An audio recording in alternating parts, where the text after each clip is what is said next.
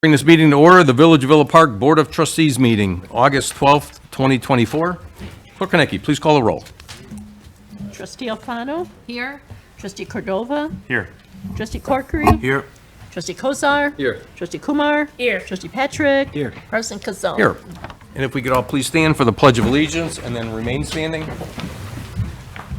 I pledge allegiance to the flag Of the United States of America and to the republic for which it stands, one nation, under God, indivisible, with liberty and justice for all. Heavenly Father, thank you for bringing us together this evening. May we have meaningful discussions that will help us to assist our village in these trying times. Help us to make the decisions that will affect the staff, directors, and residents of Villa Park. Guide us through the challenges we face, and may we approach each other with respect and kindness as one group. In your name, amen. Okay, item 3, amendments to the agenda. I'd like to propose just a quick amendment. We have a couple of presentations tonight, and I'd like to move those up before public comments on agenda and non-agenda items. If anyone would like to make that motion. I'll make that motion. Trustee Cordova, anyone second? Trustee Kumar? Okay. Questions, comments? Clerk Konecki? Trustee Alfano? Yes. Trustee Corkery? Yes. Trustee Kozar? Yes. Trustee Patrick? Yes. Trustee Kumar? Yes. Trustee Cordova? Yes. President Kazal? Yes, thank you. Thank you. Okay, we have a couple of swearing-ins tonight, and we'll turn it over to our Fire Chief, Steve Stapleton.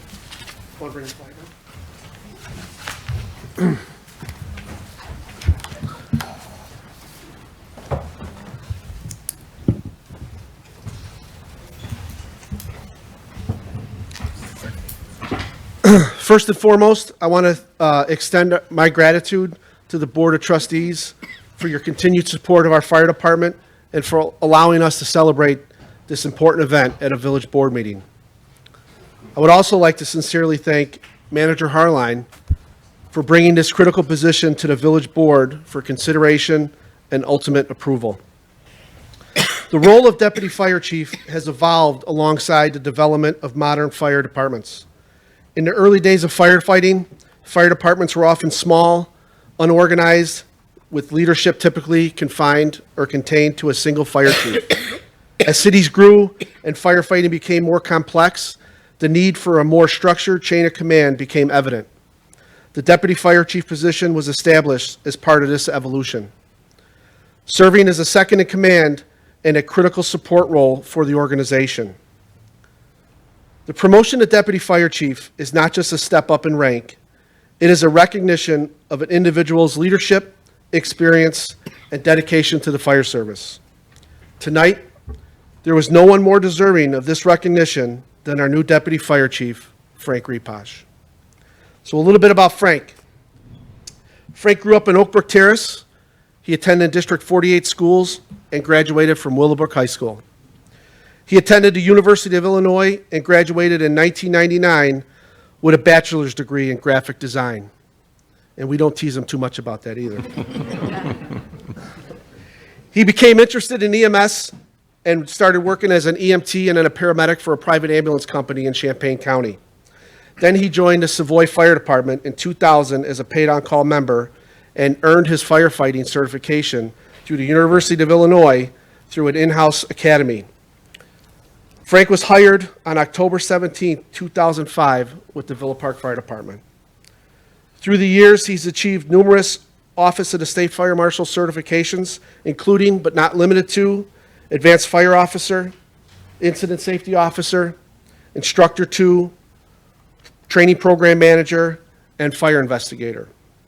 Serving on the DuPage County Fire Investigation Task Force for the last 12 years, and recently has been appointed as Assistant Commander leading Team Delta, which I heard is the busiest team in the county. That's a pretty big award.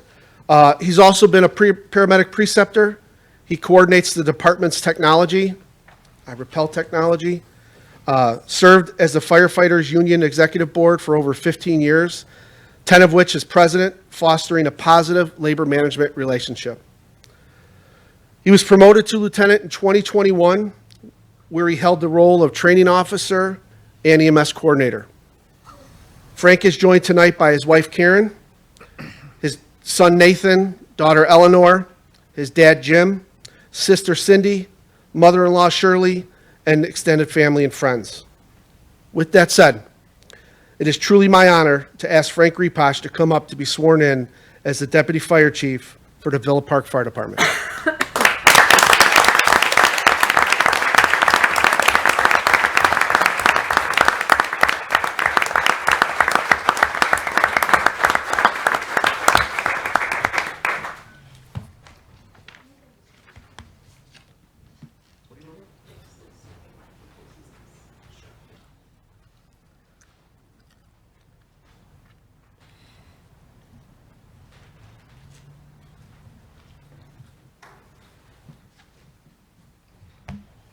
Raise your hand and repeat after me.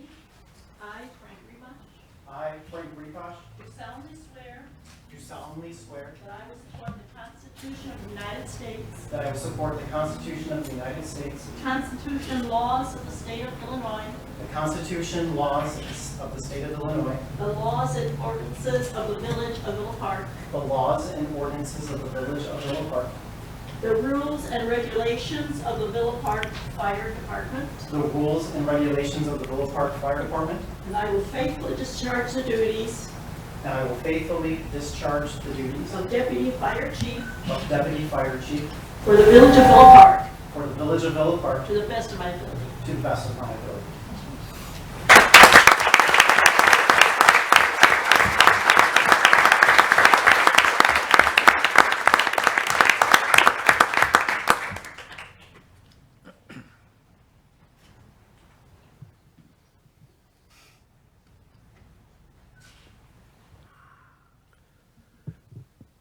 And for the record, Brandon Mitsuka is alive and well, because I can't tell you how many phone calls I got of what happened to Brandon. Everyone loves Brandon. I said, no. The board blessed me with the second deputy chief. So he's still here.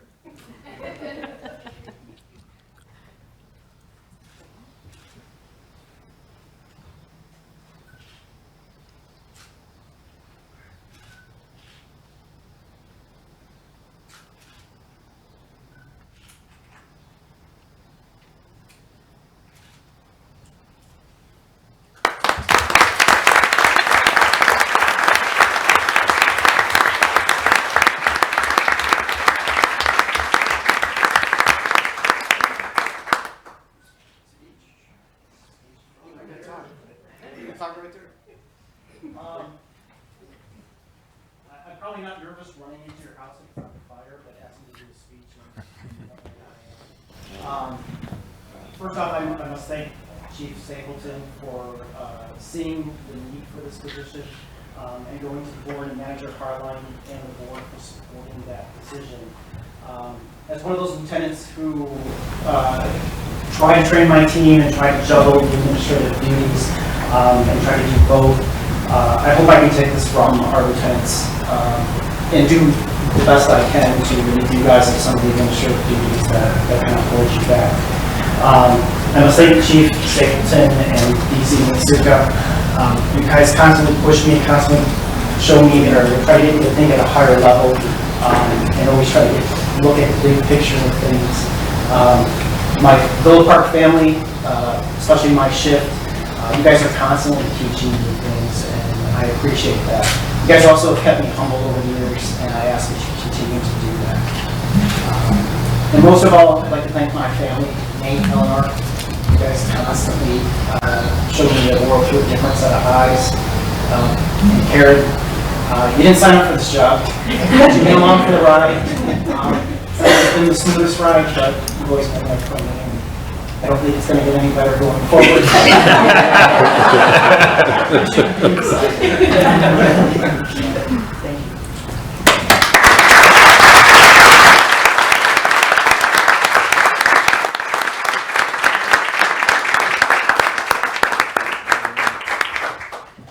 We're doing a picture.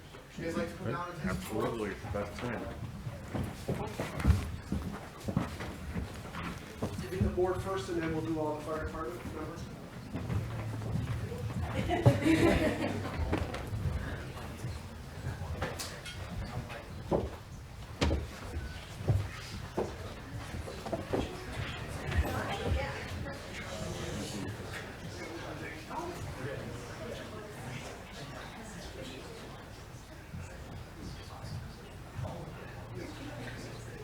Nice and cozy.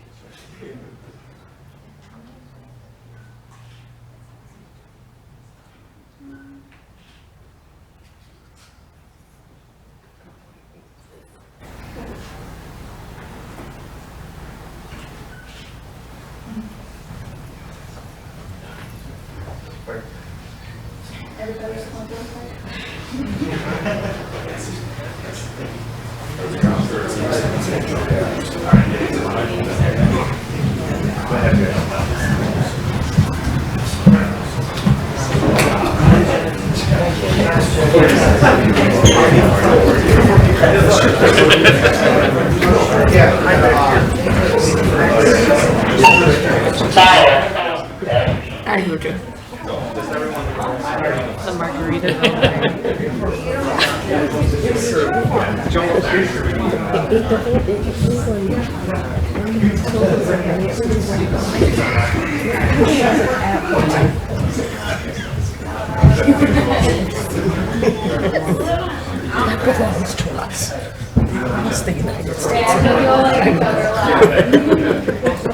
All right.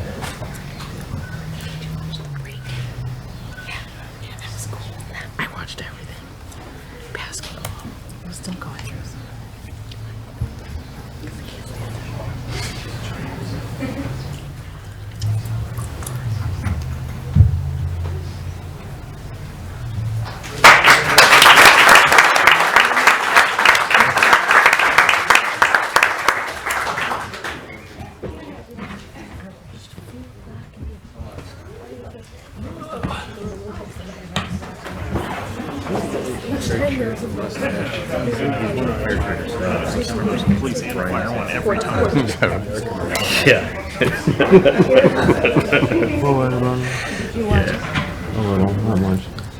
Too much to get.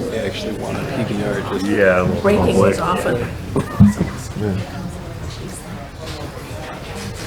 Well, my wife convinced me that I don't forget you. I saw that Turkish guy that showed up without any like glasses or ear protection. If you average it, Who got a silver medal. if you stop drinking beer, you won't be breaking. But that's enough. I watched a couple of Preventative maintenance. She's got a point. Somewhere in the It's in there. Just gotta dig for it. careful about the chicken leg thing. It was fun, it's great. It's a fun house. I didn't get out with judging. I'm like, wait, Oh, okay. this person is better. I don't know anything. Sure. Okay. I'm like, there was no music out there. I like to see all the gadgets and stuff, you know? Gadgets? Yeah, they have all types of shit on there.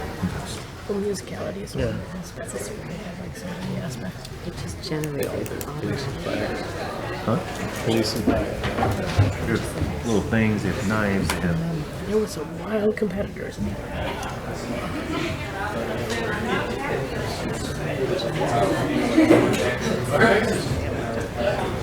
And then was orange. We got our United States.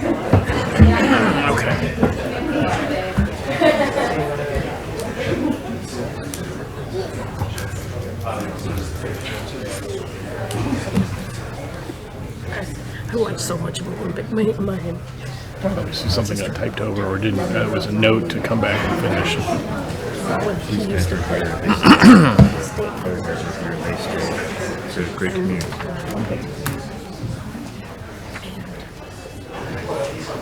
their son plays tennis for the state, so like tennis, this and that.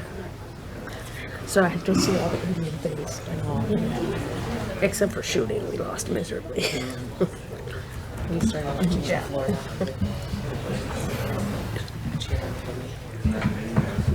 Country of a million and I couldn't get one goal.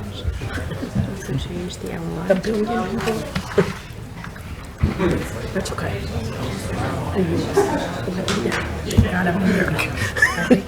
No, I emailed it.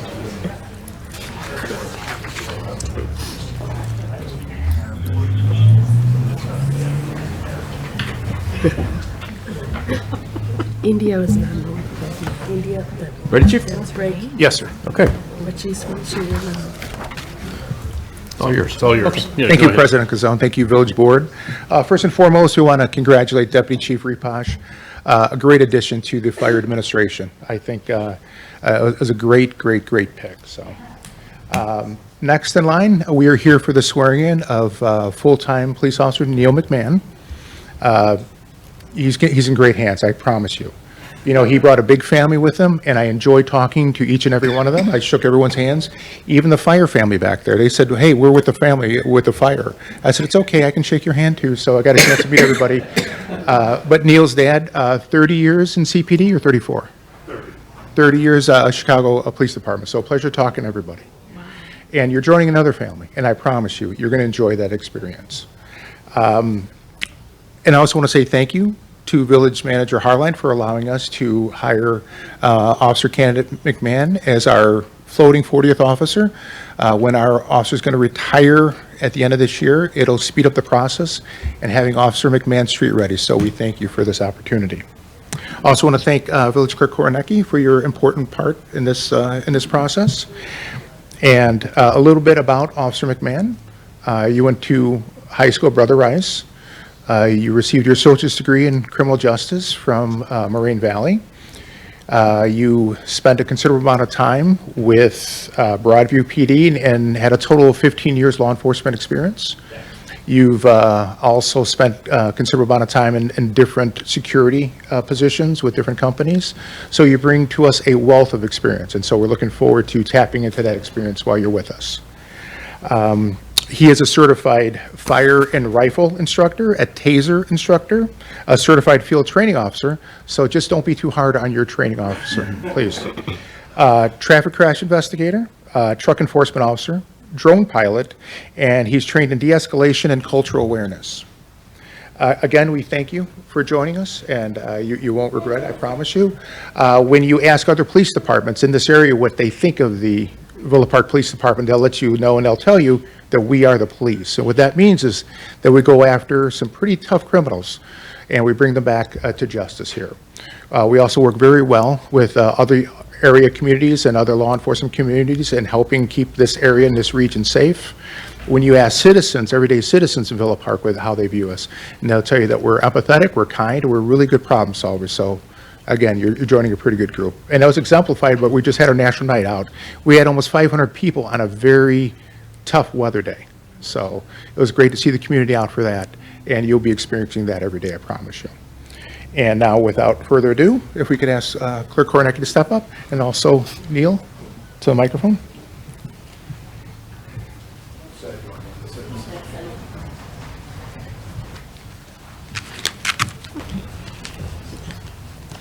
Okay, please raise your right hand and repeat after me.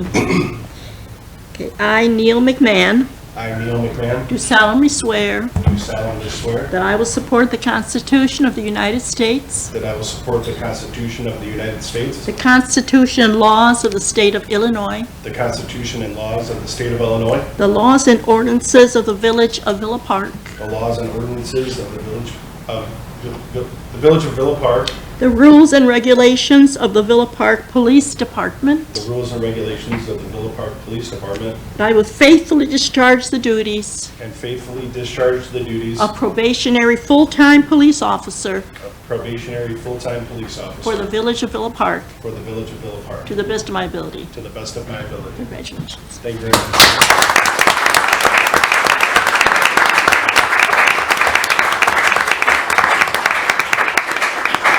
And now we're going to ask Neil's family to just come up and present him with the badge since he's not in uniform.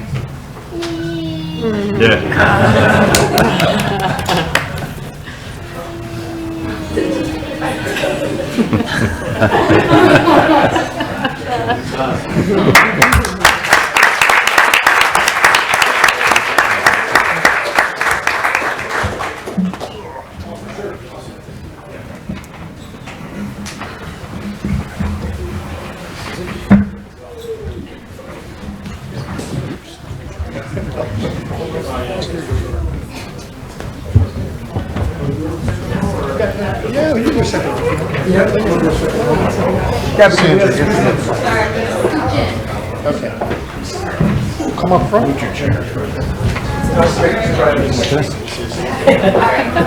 My brother owned that did that last week. My sister pulled the chair.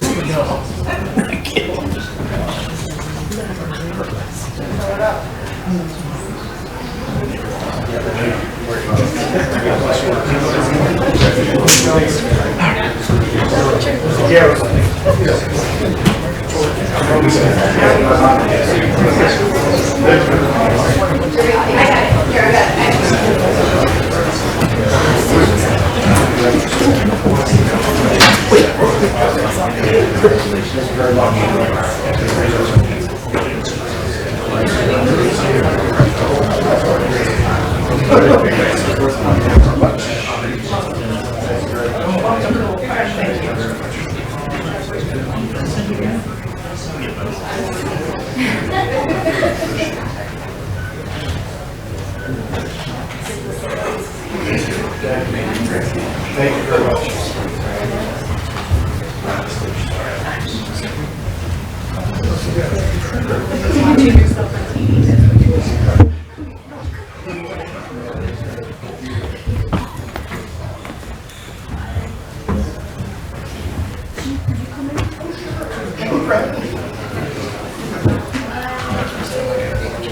Oh, sorry.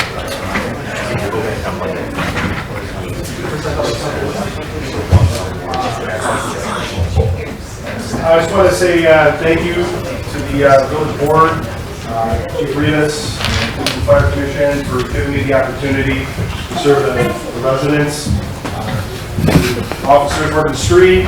Appreciate you coming in to support something you don't know yet, so thank you for that. Thanks for my fellow co-workers that I used to work with. Appreciate you guys taking time off and spending it with me. It's a real special occasion for me and my family. Thank you very much.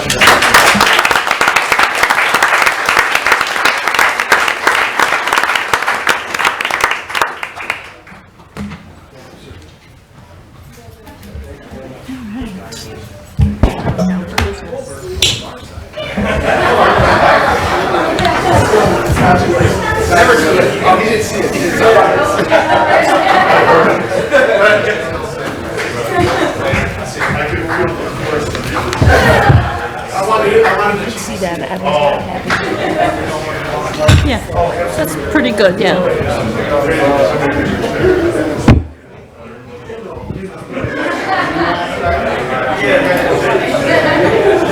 Where was he at before this? The guy here? No, the police officer just got sworn in. Those guys right there. Looks like there you go.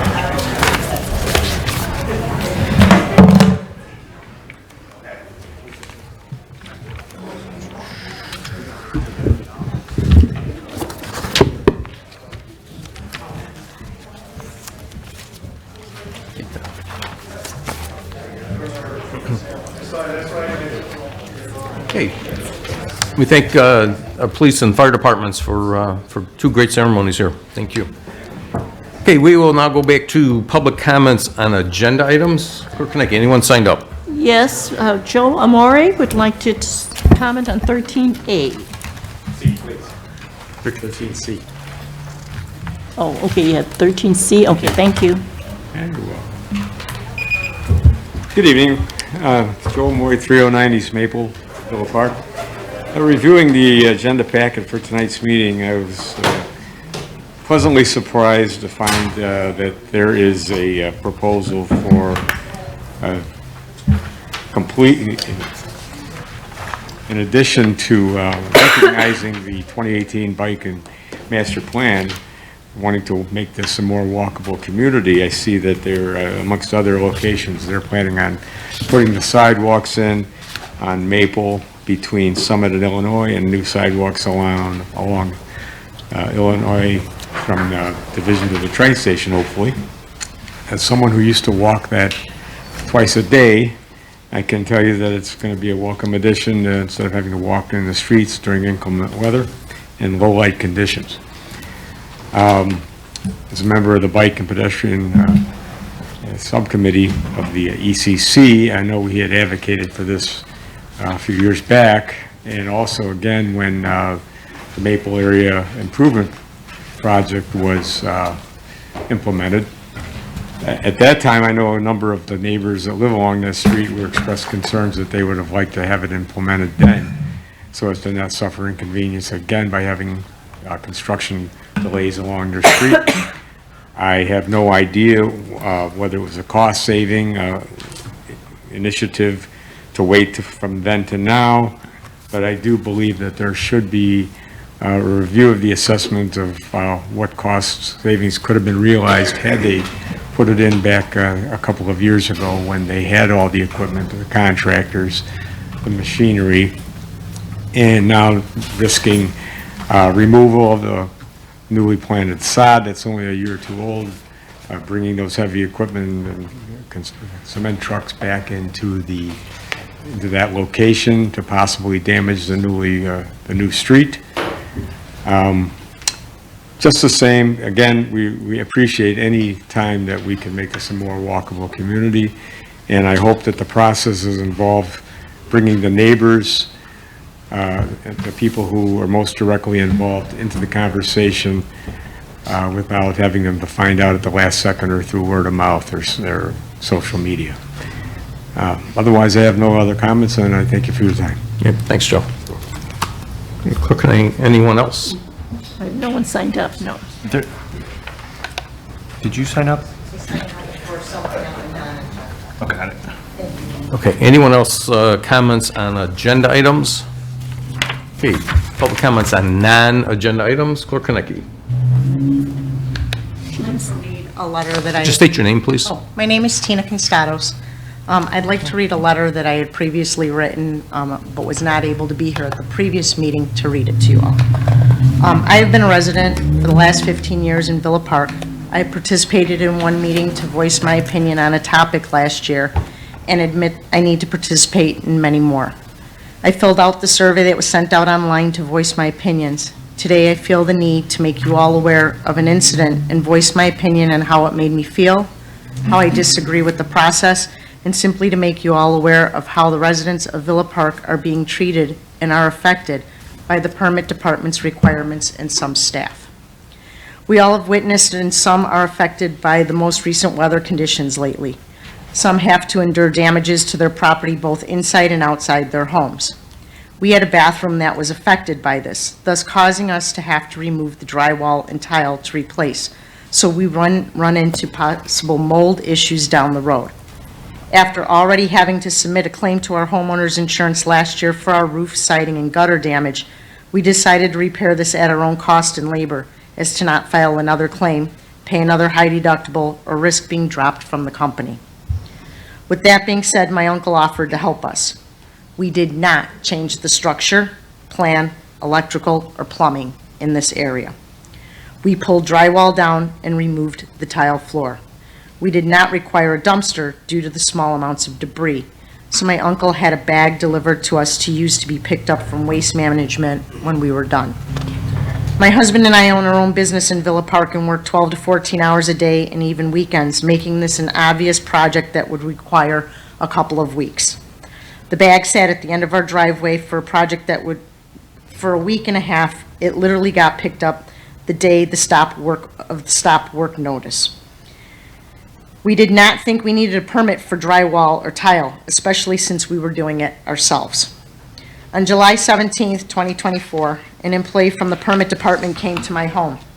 My front screen door was opened, and I was sitting at my kitchen booth on my computer. There was no knock on the door. No ringing of the doorbell or any attempt to get my attention to alert me she was there. She slapped a big red, orange color sticker on my screen window and walked away. My dogs barked, which alerted me, and I went to the door to find this sticker there and her getting into her car smiling. I yelled, "Hey," to get her attention, but she drove off. I have kept a picture of this sticker. I immediately called the village permit department to explain what happened. I was told you don't need a permit for tile, but you do for drywall. What? You're kidding me, really? I asked if anyone is required to come out to inspect and was told no. Why do I need a permit?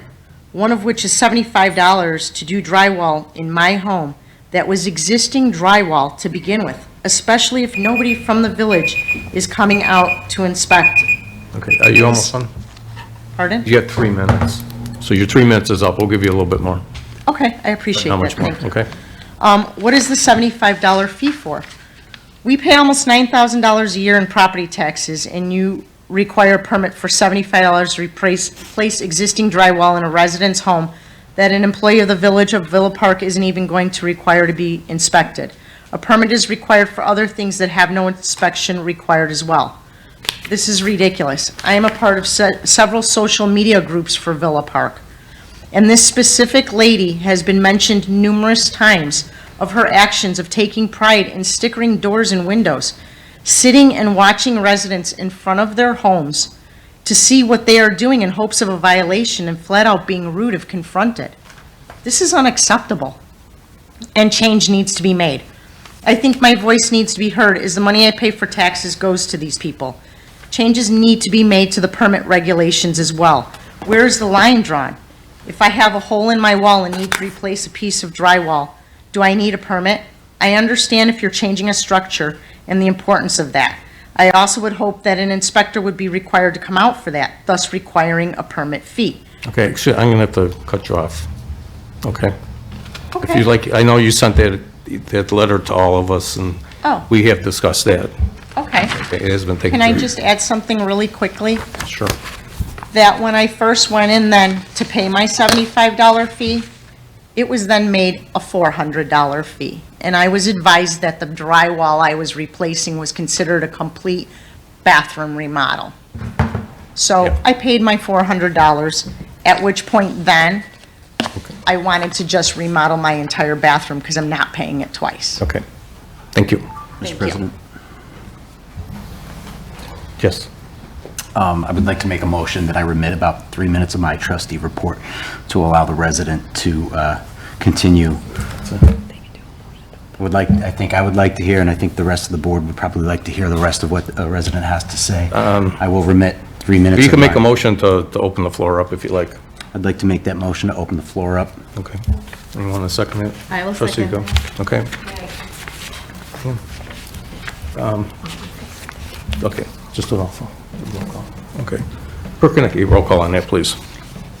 Okay, trustee Cordova, Yes. trustee Alfano, Yes. trustee Kumar. Yes. Trustee Kozar. Yes. Trustee Petrick. Yes. Trustee Corkery. Yes. President Casone. Yes, sure.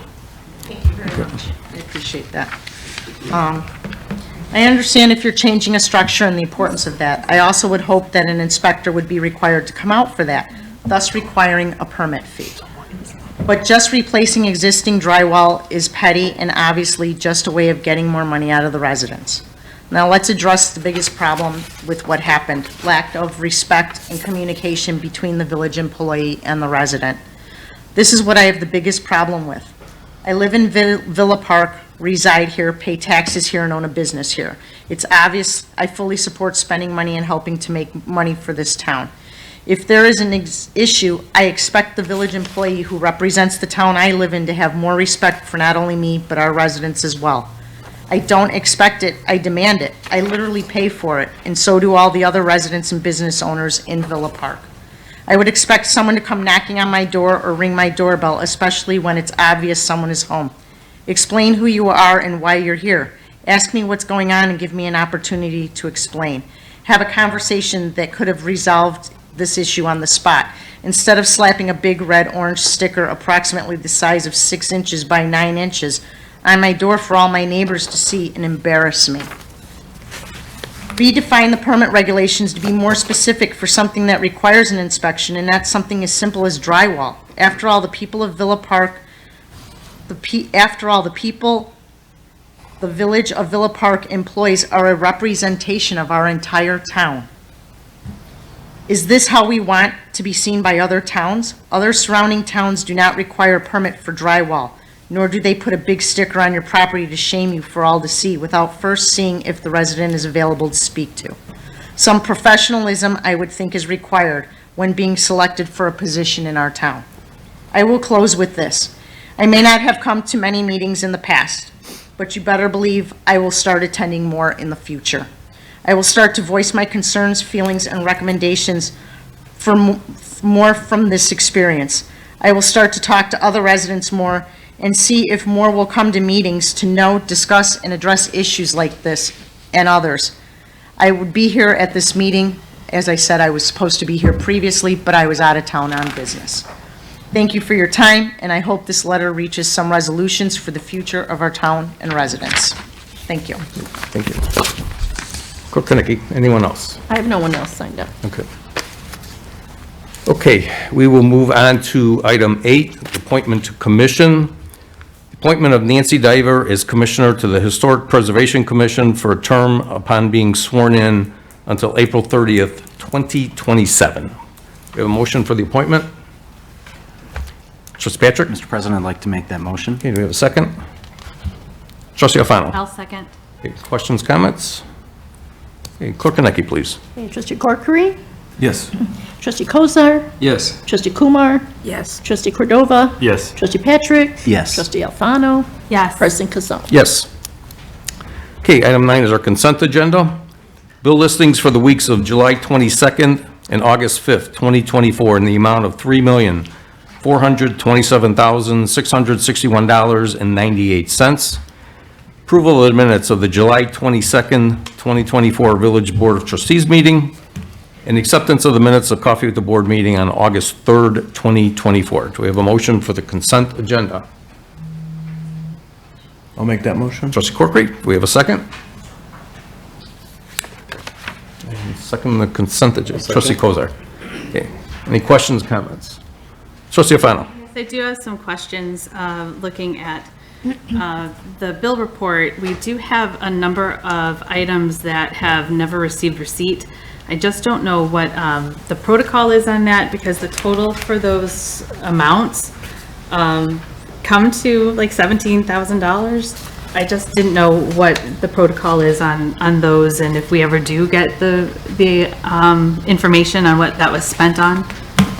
We have on page 85, 86, 93, and 95, and some of them are for high ticket items, like $4,000. Okay, now which ones are we talking about? I You have a page number on the? Yes, I have in the packet. I have page 85 of the packet, page 86 of the packet, page 93 of the packet, page 95 of the packet. Director Howard, if you'd like to respond.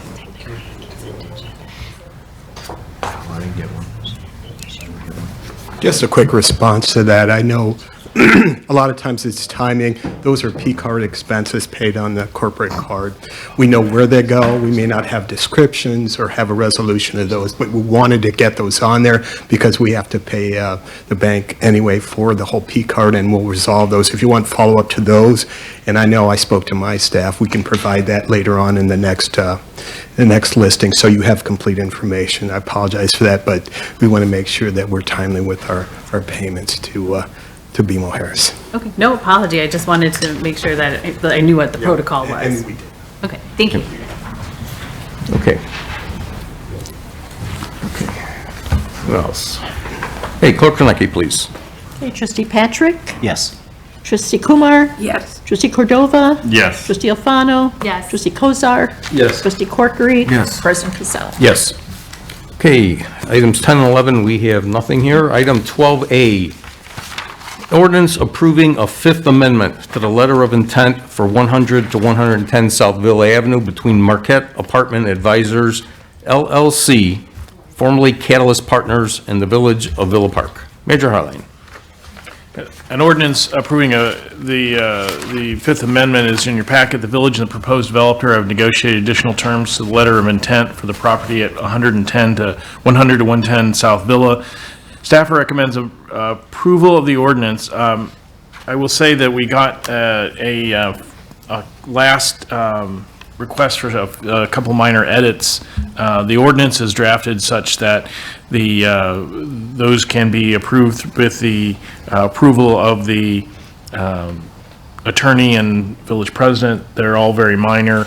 We've had some discussion with them, so that shouldn't be a problem. I don't know if Melissa wanted to add anything. Overall, of course, we had the presentation before this meeting at the Committee of the Whole, and this is we have done 4 letters of intent to continue to move forward with this project as Catalyst has worked through a number of different issues from their original interest in this property a couple of years ago, and this will continue that promise to stay engaged with the village until we bring forward the information on the financing, particularly any bonds that are necessary. And I don't know, if, Melissa, if you had anything you wanted to add before. No, if there are any proposed changes to the economic terms of the letter of intent, that would come before the board again. But the proposed changes that have been accepted by the village are just minor. Yeah. And there's an email that they were sent to the board just before the meeting, so you have those with you in your possession. Okay, thank you. Okay, do we have a motion for the ordinance? Trustee Patrick? President, I'd like to make that motion. Okay, do we have a second for the ordinance? I'll second it. Okay, Trustee Cordova. Okay, questions or comments? Trustee Alfano. Thank you. One of my questions is this the first time that residents have known about this on the agenda for the Fifth Amendment, or the fifth change here? Is this the first time it has been on the agenda, or has this been something that has been? Correct. Yes, this is an ordinance that would not necessarily require 2 readings. Okay. Yep. So my question was, did residents just find out about this on Friday, though? That would be my question. Yeah, well, And it was the posted. reason why I ask is because I want to make sure that I have heard feedback from people that I represent. So Yeah, it would have first been posted on Friday. On Friday. Okay, thank you. Correct? we sent the original agenda out, I can't remember if it's Wednesday or Thursday, It was but just to the board, right? I believe we published it on Thursday and then did a republish on Friday. But, I mean, the amount, that's negligible additional amount of time. We've been discussing the project. The Catalyst has been here a number of times. Yes. This is just an adjustment to the letter of intent. So they would have not had that much time to look at that letter of intent. And the last edit's less than that, but.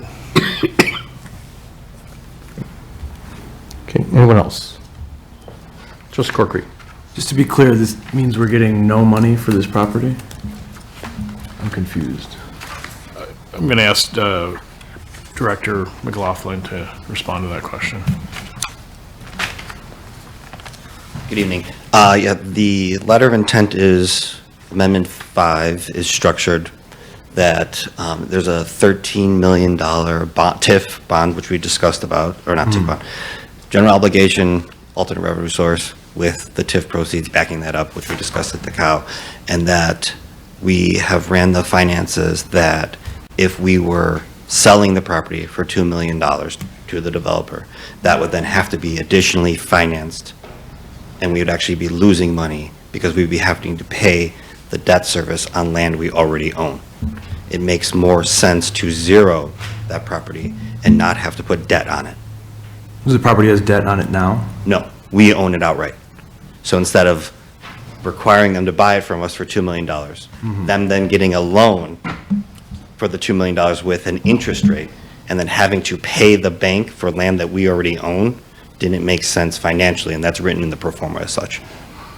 So it is costing us a $2 million piece of property to do this deal? Sure, absolutely. It's a lot of money.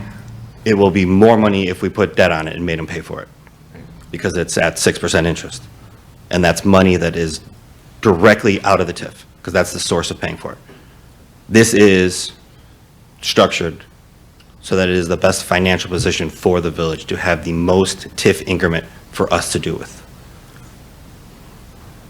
Trustee Kumar. My problem is our expected TIF increment is 7 million. We're already giving up 2 million. We have a risk of 13.1 million if it falls through. And it looks like the risk is all being pushed on the village away from Marquette. And I have a problem with that.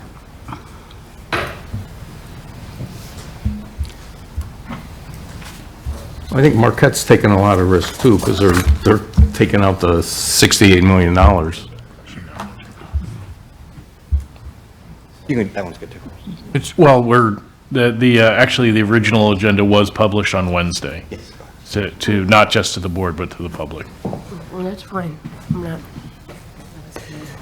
Marquette has a comment on that financial structure real quick. Okay. Just a clarification on that math, $2 million does not get netted out of the 7 that potentially could accrue to the TIF coffers of the village. No, it's just how much from this project does the village make out is the question. Okay, if you had given us the 2, we would have that 2 plus the 7. Right now, we don't have that 2, so we just will We make would not 7. have, so, Yeah, okay. We yeah. would not have the 7. The 7, Well, the 7 wouldn't be there, but the 7 in my mindset, right? We're giving up a $2 million property to get 7. That's not free. You know, it's a property is $2 million. You're giving up what is approximately priced at $2 million to get 7 million. Means that that's like a cost. It's a cost in there. It's embedded that we're only making 5 million at most, if the numbers are perfect. you haven't accounted for the interest on that $2 million because it has to be leveraged then. So at a 6% interest rate on $2 million over the next 20 years is more than $2 million. No, Mark, I think what is missing here, I'm sorry to interrupt, is that we would need to, They need to borrow more money. 15 million in bonds. Right. That hasn't been said. You'd be borrowing to pay yourself. That's to my the point. TIFs, and that. No, I understand we'd be borrowing to pay ourselves. That's not the issue here. Initially, when this deal was brought to the table, we weren't borrowing, okay? None of the above was happening. It's just expenses have gone up, is what you're saying, to make this to happen because of construction costs or whatever that's repeated, that it's gonna cost you more, and therefore, to make it happen, because the numbers don't work out anymore, we need to borrow 13 million pretty much in your name to get this to happen. And this is what is happening. Correct. Our net is at most 7 million, okay? We're not netting, it's not an outright purchase of our land, so there's no 2 million coming in. Like, if it was an outright purchase, that's a fixed purchase on this date. You know, we could invest that 2 million and make it into something, but we cannot, right? So, So this is the pro forma analysis that we've been doing for the last year. We get paid $2 million on day one has been analyzed, and it is a financial loser for the village on the TIF 7 account specifically, because it's all TIF dollars, right? By us requiring, us as in the village, requiring them to buy the land for $2 million at the interest rate that they can get in the open market, they will be paying substantially more, but we're backing that money with TIF revenue, which means that it's going out the door, but it's ours. So why do I want the bank to make 6% on my money, hold on, when I already own it free and clear?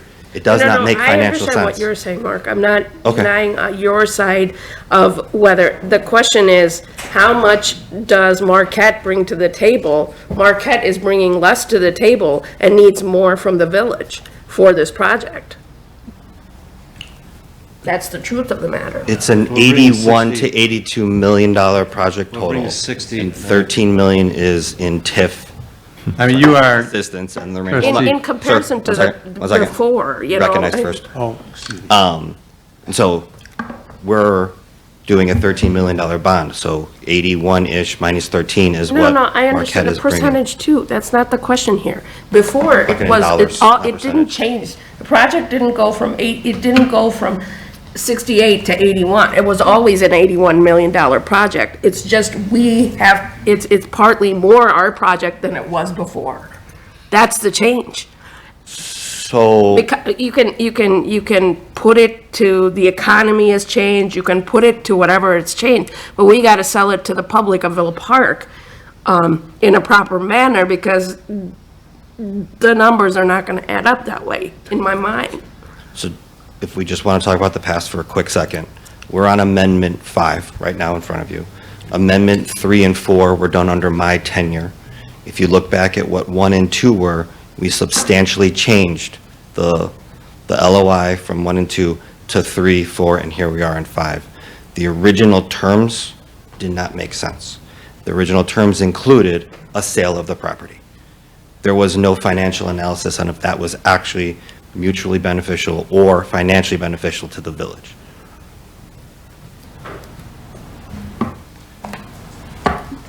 Go ahead, you wanted to say something? If I could be recognized, yeah, Nick Ryan with Marquette. A couple of things, I mean, the costs have gone up, you're correct. 2 is the parking will be delivered, so 94 public spaces will be built as part of the project. The site will be cleaned up as part of the project, and then the increased taxes that are generated by the project will pay for the bonds. So in the end, it doesn't really cost the village, it costs the taxes on the new development of the project, and that will pay for then the cleanup and the parking spaces. His point is that if we didn't build it, we'd never have that money. Correct. It's not the village's money until the project is built, and then it's the increment off of the project. It's not our bank account having 13 million and then we're writing a check. Trustee Corkery. I understand that, and I really would like to see this project go through, and I understand that staff has put a lot of work into this, and so is Catalyst, and that we're all, you know, this is the sort of project I'd really like to see, but unfortunately for me right now, $2 million of taxpayer money effectively being donated to a private entity is just not something I'm comfortable with. It's something we talked about right when I first came on the board, and we were talking about the same area a long time ago, and it's just not something I'm comfortable with doing, right? Unless I hear some really good arguments from the rest of the board or from you guys. So- But from where I'm sitting, it's, you know, the village paid that's $2 million of our taxpayer money that went to buy that property. And it's very difficult to let that go to a private entity. If gratis. I proposed it that we bought the property for $2 million, and then we are giving it to them, so they will do environmental cleanup and give us 94 public parking stalls in exchange for $2 million, which is essentially what we're doing. Does that make sense as a swap? $2 million worth of land value equals the value of a clean site, 94 public parking stalls, obviously the project, but that's the project itself. But those are the things that the village is actually getting out of this. Yeah, I understand that, and because then it's not, we're giving it away, we're receiving. sure, and I think it would be benefits good to of- have those covered stuff, but we already have a parking lot there. I mean, it's not a covered parking lot, but are we? Sure. Yeah, and Not it's lit, not, it's not the need prettiest. paved, not striped, yes, right. A But is- respectable parking lot is what we're gonna be getting, that's correct. Is that, again, not a really high priority for the village right now to spend $2 million on having a respectable parking lot instead of one that exists and is functional already? Is that the best use of taxpayer money? I would like to hear what the rest of the Yeah, board but you're also getting an $81 million building. You know, that if we, okay, say we didn't sell it to them, we've got a $2 million piece of property with a parking lot, not generating anything. Right. $0 for the village. As Director McLaughlin was saying, we could change the LOI, put in there $2 million. What would end up happening is Marquette would require $15 million on the TIF bond. Meaning we would have to pay whatever the percentage is on the TIF, on the bond, for $2 million. I Kind of a understand. wash there. We're not getting $2 million, but we're not spending an extra $2 million on the GEO bond. Right. And David Lyon, can I just add one little thing to that, technically speaking? To be able to issue bonds that the project and the real estate taxes that it can throw off with all the projections that have been done, plus the 1.25 debt coverage ratio, which is basically undersizing the bonds by 25%, right, to make sure there's cushion in there. That $2 million would prevent us from moving forward because we can't increase the bonds to pay for the land. It's just not financially feasible to stay within the security measures proposed. So 13 is the limit. Otherwise, we would have asked for 15 and not had this potential discussion, right? So that's an issue. Okay. Trustee Patrick. Thank you. I completely understand where Trustee Corkery and Trustee Kumar are coming from. I understand that there is some inherent risk when we make a decision like this, and that $2 million is a lot of money to a lot of people as well. In business, sometimes there's a saying that sometimes you have to spend money to make money. Now, I'm not saying that we're necessarily spending money or losing money here, but I'll go back to my comment that I made in our committee of the whole earlier today, and it reflects one of the statements that they made in their executive summary in the last bullet point, was that the Union is an $81 million catalyst project in the historic downtown, which will have a positive economic ripple effect for the greater community. And I think that's what we're investing in here, is a project like this, even though $2 million is a lot, is more or less an investment into our community and the economic development of that area. That's what we're giving back to the community. And again, like what they had said, the 92 parking spots, if you were to go downtown and ask to purchase a spot, that's well over $35,000 per spot. I don't know what the exact cost would be here, but for public parking and to be covered, that dollar amount adds up as well. This is the type of project that is going to significantly boost our economic development in this area. And I think that in itself is worth the risk, the inherent risk that we'll take with the $2 million. Thank you. I have one more way to describe it, if you wouldn't mind. If the village invests $2 million in a mutual fund, and in 20 years we have $7 million, that rate of return is essentially what we're doing here. That is a better value for our taxpayers, that it takes over time, just like a mutual fund, you have $7 million instead of 2. That is what we're doing instead of requiring the acquisition and then having to pay out that principal and interest to a bank. Trustee Kumar. My problem is not investing $2 million to get $7 million. The problem is $2 million, we know. The $7 million is an estimate. And as a statistician, I know those estimates can go up and down. As we see, the estimates that we got initially are not the estimates. They change considerably day by day. I don't have a standard deviation. I don't have information how that $7 million was calculated. And that is kind of, until I get that information, I am a little skeptical. Once I get that information, how it was calculated, what the standard deviation is, what our risk is, I can actually, get on board. So I don't mind $2 million for $7 million in 20 years. Great deal, actually. Yes. Definitely a good return. The IRR is great. But at the same token, that's if the $7 million is a correct estimate. Who gave us the estimate, how we got the estimate. Estimates can be wrong. So I will point out, though, the estimates are in real time for today's deal. If we would have closed on this back a year ago, it would have been true to that particular time because all those costs would have been locked. But because this is still fluid, please, I would advise you to not compare it to the previous deals that were in front of you because they were tied to a specific place in time. As we know, interest rates fluctuate, labor fluctuates. This isn't the same deal because time has gone by. But at the same point taken, if the interest rate suddenly falls to 2 months from now, we signed a deal that was not great for us. We are only going to close on that bond with Anthony from Spear when we exactly know what that rate is. Again, this is right now, and when we close on that bond, we will know exactly what it is and if it pays out or not. That's why this, again, as Chris was speaking to previously, is a projection. Because even the 6%, the 4.4%, it's all a single number that is a today date kind of thing. Yeah, using our best numbers with our financial advisor Spear. That's correct. May I be recognized? Yeah, go ahead, sure. Chris Yuko with Marquette again. So I was just thinking through, I would totally understand your point of view, and I understand the uncertainty that you're raising with the 7 million, and because it is, I mean, we had Ryan Companies, who's renowned creating forecasts, and the village went out and hired their own group to go create forecasts, and they're, like you said, they're forecasts.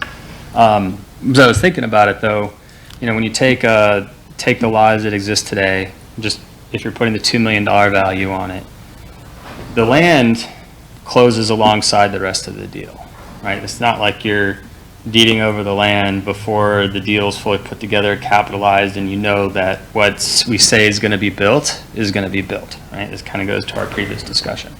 So you will know at the point where the land goes into the deal that your $2 million piece of land is going to yield you 3.3 million in parking spaces and another $500,000 in remediation of environmental. So that's an immediate, that's a known return on your $2 million. It's almost a 2x of your $2 million that you're essentially guaranteed to have at the closing. So that's all I wanted to.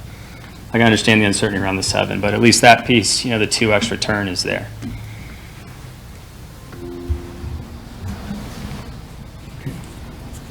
Any other comments, or Trustee Kumar? So I can get on board with the remediation, because that's done when it's done, and it'll be done by the time. So that's like, yeah, but the parking spaces don't happen till the building is built. You know, you're not gonna have those either. That's also a little bit of a risk, but. They won't go live until CO, that's correct, Yeah, yes. live, yeah, so that's also, a little bit of a risk. As I said, I'd like to see their numbers that they got for the 7 million and the numbers we got from our separate entity. Well, we will. We will see the SB Friedman report prior to going hard on any bond language. The Okay. first bond ordinance is just a precursor to open it up. There's no obligation to actually close on the bonds. It's to start the clock. Okay, Yeah. okay, then I can be on board with Yeah, that. staff and village attorney and Spear would never put the bond ordinance in front of you until we had the legally required document that said you can actually close on the bonds. Yeah, like we said earlier, I mean, there's like, this is gonna be like a 3-step. Yeah, it's a We've got 3-step. this, we've got the RDA yet, we've got those, actually 4 steps. The okay to do the bond, and then the actual bond itself. So, yeah, I mean, there's lots of steps in here before we do anything. Trustee Corcoran. I'd just like to really invite the public to reach out to the board in general, but me specifically on this, because I really want to support it, and I really want this project to happen, but I think it's asking quite a lot of the village. So if this is just step 1, and this is going to become a force again, I would definitely encourage the public to reach out to me, and I'd like to hear the thoughts of people, because it's a tough one. I mean, I think this project would be really good, and I think the village should do a lot to see it succeed, but this is asking an awful lot, in my opinion. Okay. Attorney Wolf. With respect to the issuance of the bonds, there is a mandatory public hearing process required for that, and so that would be initiated soon after this meeting. So this is the initial stage of conceptually understanding what the terms of the deal would be. This letter of intent is not binding on either party until there is a redevelopment or a purchase and sale and development agreement that's put before the board. And after this, there will be, the board would consider the authorizing ordinance for the bond, which lays out the proposed terms for the bond, and then starts that public hearing process. So there is public input that is required under the law for at least the bond component of this deal. In addition, the redevelopment agreement has to go, has to be published at some point in time before it's approved by the board, which is another component of the public input on it. And it's almost like it's bid. So once we get an agreement in place, it has to be published, and an opportunity for another developer could come forward to to provide a better deal for the village with respect to the sale of this property and the redevelopment agreement. So that's another component that's a statutorily required public input process. I'm going to be recognized to make an offer to all the trustees, but certainly Trustee Corkery. If you're willing, and I can funnel this through staff, Mark, I've put together a document that basically highlights all the mixed use and multifamily deals of the scale of this project, some a little bit smaller, some the same size exactly, and some a little bit bigger. And across the board, especially over the last year or two, and certainly in these current market conditions, each and every one of them would not have been possible without significant TIF. In each and every case, I can show you on a per unit basis, on a per dollar basis, the project, those TIF subsidies were greater than what's being asked here between the bonds and the land. So I would love to share that with you. I'll provide it to Mark and staff and make it available to you to see. Okay, thanks. Trustee Kumar. I would love to see that document. I think that's something that we need in order to explain to our public our decision-making on this, because we are going to get quite a bit of bite back. This piece of land has been sort of controversial for a very long time in terms of purchase, so I do feel that the public will weigh in. So that document will help substantiate our decision-making. Thank you. We'll disseminate that when we get it. Trustee Alfano. Thank you. I do feel like there are a couple of components here that we're dealing with that we haven't really addressed. And part of that is we do have residents who have seen other deals in other areas of our town. And they're reluctant. And I don't know, there are a couple of pieces where TIFs are seen as kind of a backdoor property tax increase, right? And there are all of these components of, we have a developer that wants TIF that is now asking us for bonds, and I would really like somebody who can explain it better than I can to really explain it to residents what the TIF is exactly. And Mark, if you could then address more of why the bonds would be different than that, because those are the questions that I have been fielding. Yep. And I'm not really articulate in how to separate those, because then it always kind of goes back to, but that other property. And I'm like, but that's not this property. Correct. That is not this property. I'm just going to lead with that. I'll do the TIF answer, and then I'll let the bond expert answer the bond question. Fair? Okay. So TIF, tax increment financing, is a mechanism for economic development allowed in the state of Illinois. It specifically allows, if you create a TIF district, like we all did this year with TIF 7, which this property falls into, it allows that the tax bill and tax be froze for this particular year. So you have your base EAV. So it says this property is worth $10,000, okay? If an improvement comes to that, that improvement will have a higher value, will be assessed higher, will have more taxes generated, right? So that additional generated dollars on their tax bill goes into the TIF account as a separate taxing line, okay? That is what we are talking about. We're not talking about any of the other taxing districts, what they would get. They will continue to get their percentage of, did I say 100,000? Their percentage of their 10,000? Their percentage of their 10,000 from that for the remaining 23 years of the life of a TIF. Then the line item, TIF 7, will continue to increase as property values increase by 2.5% annually in this great project. And now it went from $0, because we own it, to tax bill of, I don't know, a couple $1 million, I think, actually, per their dollar amount, $1.2 million. So now 1.2 annually is going into that. So it's that chart we saw from the presentation. Those then dollars can be used to pay off debt, can be used to acquire properties, all the TIF eligible expenses that we spoke about earlier. That is how that is self-generated. It is not an additional tax on the people that are already in that. It is not a tax on the property owner that receives TIF incentives because they made an improvement to their property. And yeah, that was my short spiel from when we created the TIF. I appreciate that. Yeah, and the biggest thing you need to tell people is, it's not a tax on them. The residents of Villa Park are not getting taxed here. This is a tax, a property tax on the property itself. And that's that's the increment that's going into the TIF. Nobody's paying anything to this TIF, nobody's paying anything to Marquette or anybody like that. Right. Yeah. I think, one question, I think, before we go to the Yeah, Spear. it's not that anybody's paying into the TIF, though. The 13 million can technically, under really extenuating circumstances, end up on the tax bill. Extenuating. That's Yeah. his answer. That's that second part. Yeah. Yes, so, as Mark had mentioned, the intent is for the bonds to be paid by that increment. So the increment being the difference between the value now and the value created once the project comes in. And if that happens, as it's intended to, which we will have a report, still a projection, of course, but at least a projection from your, your person looking at this independently of the developer, not compensated by the developer, shows that it can support the amount of bonds, and we're not going to issue any bonds beyond what it can support, and we can't by state statute.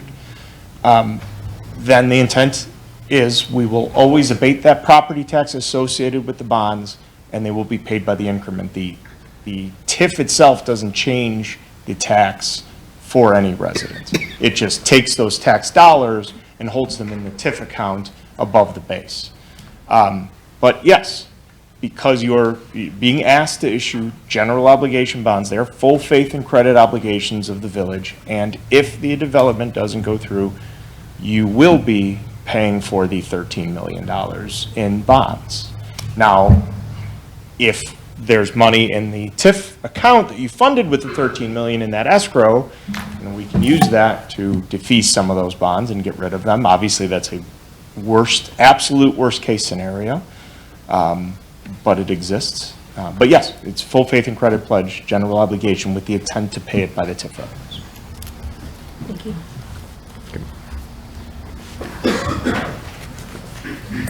Trustee Kumar. Just one more question. I have full faith that this will go through and everything will be fine.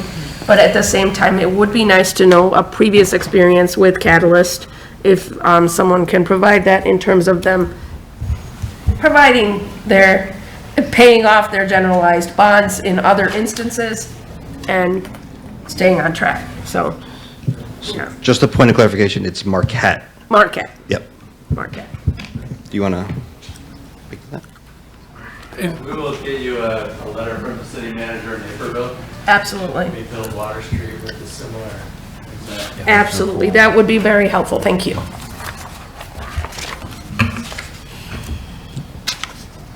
There you go. Any other questions? Sure.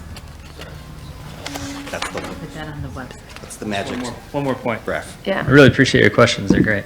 As I was sitting there and I was thinking about it, and we take the partnership to heart, and we believe fully in the project. So I mentioned before that we've come out of pocket on a significant amount of money to get to even this stage. But then the other thing is where you felt like Marquette wasn't taking on as much of the responsibility. If you think about a project of $80 million, there's going to be a loan on this project somewhere in the ballpark of $55 million that guarantee, and the partners at Marquette are personally liable and guarantee that loan. And that loan doesn't get forgiven unless the project is built. So, perfect world, obviously there's no 100%, but there's a significant amount of liability and obligation on our part in order to make sure what we say gets built, what we say is going to be built gets built. So I just wanted to make that point here. Trustee Kozar. When do you anticipate the PSA would be done? The redevelopment agreement, or the RDA. purchase, sale, and development agreement. The letter of intent gives a deadline of February 2025 for that redevelopment agreement, so sometime before that. Because I know some talk was that you wanted to break ground before the end of the year, but the LOI says February of next year. Yeah, and in reality, that's the reality. Right. So February is more the reality than optimistically breaking ground by the end of the year. This is our fifth LOI. I don't like the fact that there is a fifth LOI. And in that time, we've spent over $50,000 to terminate a lease on that property. And yet it's still ongoing for 3 years that we're trying to negotiate this. Now, presumably the fifth LOI would be the last LOI. 3 years later. So this fifth LOI comes back and says, okay, this is the last LOI, we're locking up the property still, can't offer it to anybody else, only doing business with you. But now we want 13 million in a bond that you're gonna be on the hook for, and the immediate optics of donating the property is one that has to be overcome. And I think to a very small amount, it was pitched at 100 parking spots, now it's 94. It's only a couple. We've created a TIF district for the reason of this project. So I think that was a big move on Villa Park's part to bring you the TIF district. All of this would be more palatable if this was somehow projected to us quicker than Friday, or as Manager Harline wants to say, Wednesday. Either way, we're talking 48 hours. Trivial to even argue that. The basis for the TIF right now, because it's a village-owned property, is zero. Is it not? It is. For that property? It is. Okay. And that was one of the reasons to terminate the essentially, lease as well. 100% of all the tax revenue that this property generates will go into the TIF. That's correct. 20 some odd years. That's correct. That was a strategic move to cancel the lease, so it had no rent. Yeah. Correct. And that was. I know their that, idea. but it's never been talked about, so that's why we're bringing it up. Yeah. We have been burned with Hawthorne project on the parking lot where we gave a piece of property and we didn't get what we thought in return. So naturally, everybody on the board and the village is cautious. Doesn't mean we don't want to put this together. It means we need to be cautious. Some of those cautions weren't taken in that previous development that we're learning from on the other side. It was from a previous administration, different manager, different lawyer. We don't, mistakes happen, but if you don't learn from those mistakes, they're just going to keep happening. So we're trying to learn from those mistakes so it doesn't happen again.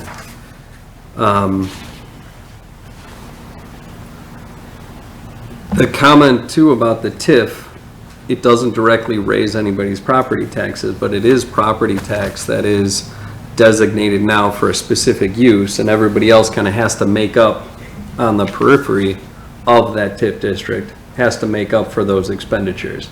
So I think that's a lot where people say that, TIF is a kind of a silent increase of taxes. I think that's part of the theory behind that, why that keeps surfacing over and over again. I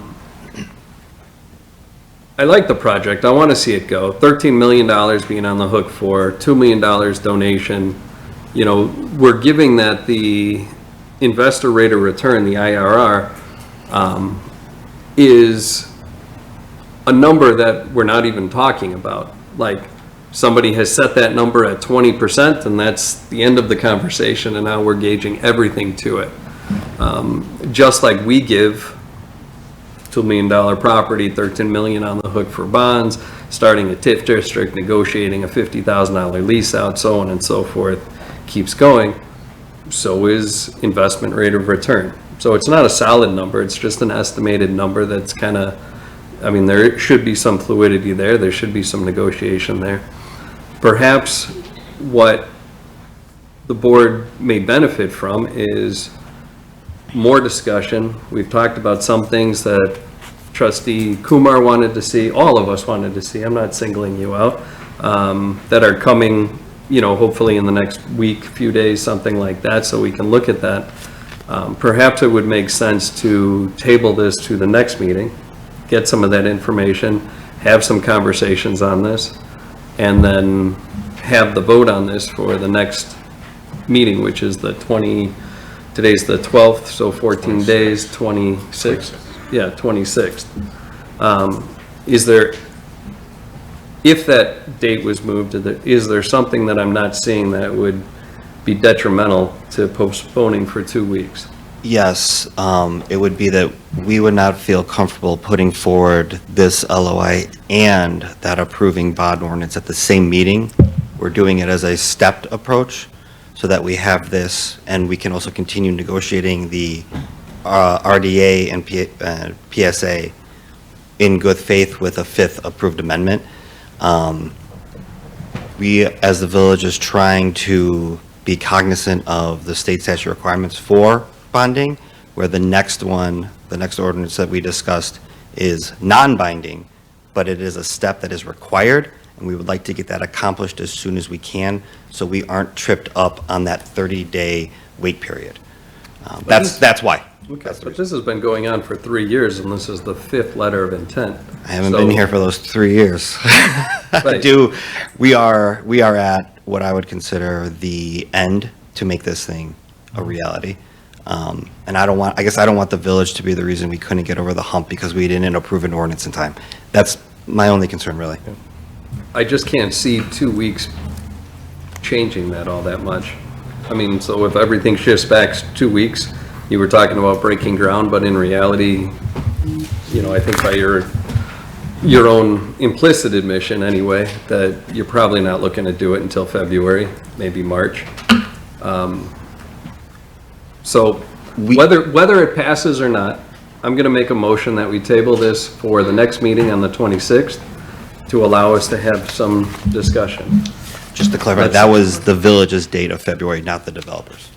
We put that in there. Yeah, the developer wants to break ground this year yet. We're pushing as hard as we can, but everything is stacked up on each other. Right.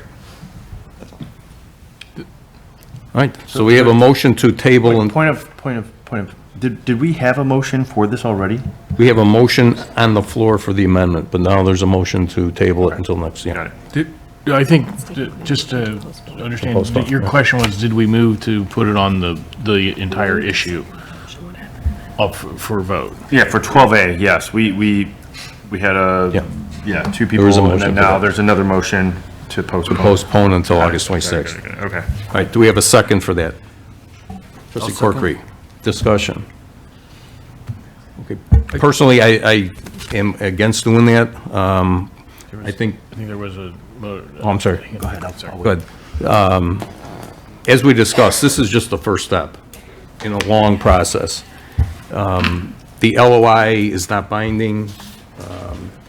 The Marquette needs this to keep going, to show that we've got good faith in them, they've got good faith in us. I think this is something that we should vote on tonight, and we will get the information that the trustees have requested. We'll get that from Marquette. They've been very good about getting information when it's asked. We get it right away from them. So I think by postponing this, it's just going to make it, that's another 2 weeks down the road, and then the bonds are going to be delayed another 2 weeks. And I think we need to look at this tonight. Let's vote on it tonight, get the information, and then the next meeting, we can discuss the ins and outs of the bonds. That's my opinion. Trustee Patrick. I'll agree with President Kazone. I believe that we should vote on this tonight. However, I've always been a supporter of our board members, if they need more time and more information for them to make an informed and educated decision, I'm willing to go ahead and agree on the postponement, even though I do believe that we should act now. Trustee Cordova. I agree as well. I mean, we've seen it time and time again where we get notes, we get a packet, hundreds of pages, and we come to meetings and we ask the questions that are already answered in here. I don't think giving us 2 weeks to answer and get some more information is really going to give anyone more time to spend more time on this. So I'm going to vote. I'll be a no on that. Let's get this moving. Okay. Trustee Alfano. Thank you. I would tend to disagree because we just had a cow on this information, and I struggle with dissecting the information, making a decision about this. We didn't even get the slides until right before the meeting. we didn't get a chance to sit there and read this information because it came literally minutes before we had the cow. So that isn't exactly accurate information, and I don't have any problem with if someone needs some time to think about this, giving them the time to think about that. Trustee Kumar. I'm not against putting forth the LOI. What I am against is the statement that that means that we have approved the bonds. It kind of, I feel like steamrolling us that way is not a good statement to make. I know the No, we're not. process will slow down. Yeah. We haven't said yes to anything in terms of the bonds, and I would rather not that be taken for granted, neither on our part or on the part of the builder, because that's misinformation until we as a board kind of make a decision that the bonds will be delayed or not delayed. That will come when we make the decision on the bond. But at this point, I'm okay with moving forward with the LOI. We've had more LOIs. These things seem to take time anyway. I'm not against moving forward in the LOI. Trustee Corkery. I see where Trustee Kozar is coming from. I guess what it comes down to is that we're not approving anything final here, and I suppose I would like to move this process along. Given that we'll be bringing this up to discuss the bonds at the next meeting, and that we'll have to approve that, we should give time for public input. Hopefully, I'm, again, really hoping to hear from anyone out watching on this or anyone else who's interested in the outcome of this. So that's where I stand. Okay, thank you. Anyone else? Okay, Clerk Konecki, this is a motion to postpone until August 26th, item 12A. Okay, trustee Cordova? No. Okay, trustee Alfano? Yes. Trustee Kumar? No. Okay, trustee Corkery? No. Trustee Kozar? Yes. Trustee Patrick? Yes. President Kazone? And I will vote no on that. Okay. Okay, so 4-3. that will not pass. So now we have the vote for the ordinance itself. Do we have any other discussion on that? Anyone like to bring anything else up? I just want to say one thing really quick. I do urge you to send any questions to the staff so that we can answer them in the period of time about that, and we'll continue, or come in, and I know that Ann and David have talked about coming down to do meetings with one or two trustees if you'd like to do that to discuss the project further. Yes. I would Trustee just, Fano. and I appreciate that, but sometimes we have to hear the presentations in order to have the. Understood, So understood, it's kind yeah. of No, no, wag the I- dog, right? Yes, Yeah. and I get that, and I'm not trying to say that, I'm just saying if you have some now, please Yeah. let us get to them so they can. Okay. Okay, Trustee Patrick. Manager Harline, I would like to take you up on that offer as well. I do agree that I think it would be beneficial for a couple of the trustees to meet together and get this from Director McLaughlin, so that way we're all on the same page and that we don't delay the project any further. Thank you. Trustee Kumar. I would like to be one of those trustees that makes an appointment and meets with the staff. I want to see the numbers. Okay, any other questions, comments? Okay, Clerk Konecki. Okay, trustee Cordova? Yes. Trustee Corkery? Yes. Trustee Alfano? Yes. Trustee Kozar? No. Trustee Kumar? Yes. Trustee Patrick? Yes. President Kazone? Yes, okay, so that does pass. Like I say, thank you for coming here, but if you could get us all this information as soon as possible, we'd appreciate it and get it out to the board and move on. Thank you. Okay, Director McLaughlin, thank you. Okay, move on to item 13A, a resolution adopting a social media site policy for the Village of Villa Park. Manager Harline. As part of the Commissioner Handbook review, the board requested staff to evaluate the village's current social media policy for updates. The current social media policy was adopted in 2012, and since that time, there's been significant changes in the way the village uses social media to communicate information and interact with residents. The proposed policy outlines the terms of use, prohibited content, and disclaimers as they apply to all village social media accounts. Staff recommends approval of this resolution. Thank you. Okay, do we have a motion for the resolution? I'll make the motion. Trustee Cordova, do we have a second? Trustee Corkery. Okay, questions or comments on the resolution? Trustee Patrick. Thank you. I do have a couple of questions that I'd like clarified. More specifically, under Section 4B, about halfway through the paragraph, it states, "Elected officials, appointed officials, members of the village commissions, or volunteers may not attribute personal statements, opinions, or beliefs to the Village of Villa Park when engaging in private blogging." I just want to get clarification that that is on village time from a village-owned device. Is that correct? Do you want to, Are you looking at the old policy? I'm looking Like at our- the last section that was in our packet. Can you say the section again? Sorry. Section 4B, use of social media sites by elected officials, appointed officials, or members of village commissions. So this is actually our current policy, not the proposed policy. Oh, I So the apologize. proposed, so I included both so you could see what we had from 2012. So, and part of the reason that we are doing it this way is to get rid of some of that verbiage. And our policy kind of combined everything, both how our staff, elected officials, commission members use the site, and then our terms of use. Right now, what we're proposing is a social media site policy that specifically outlines users of our social media sites, and then we'll come back and provide some additional information both in the commissioner handbook, in our personnel policy, and then, you know, just some general information regarding court cases as it relates to sort of elected officials' use of social media. Okay, so the packet that I was giving, it was the last one in the back there, and I probably misinterpreted it of what you were proposing.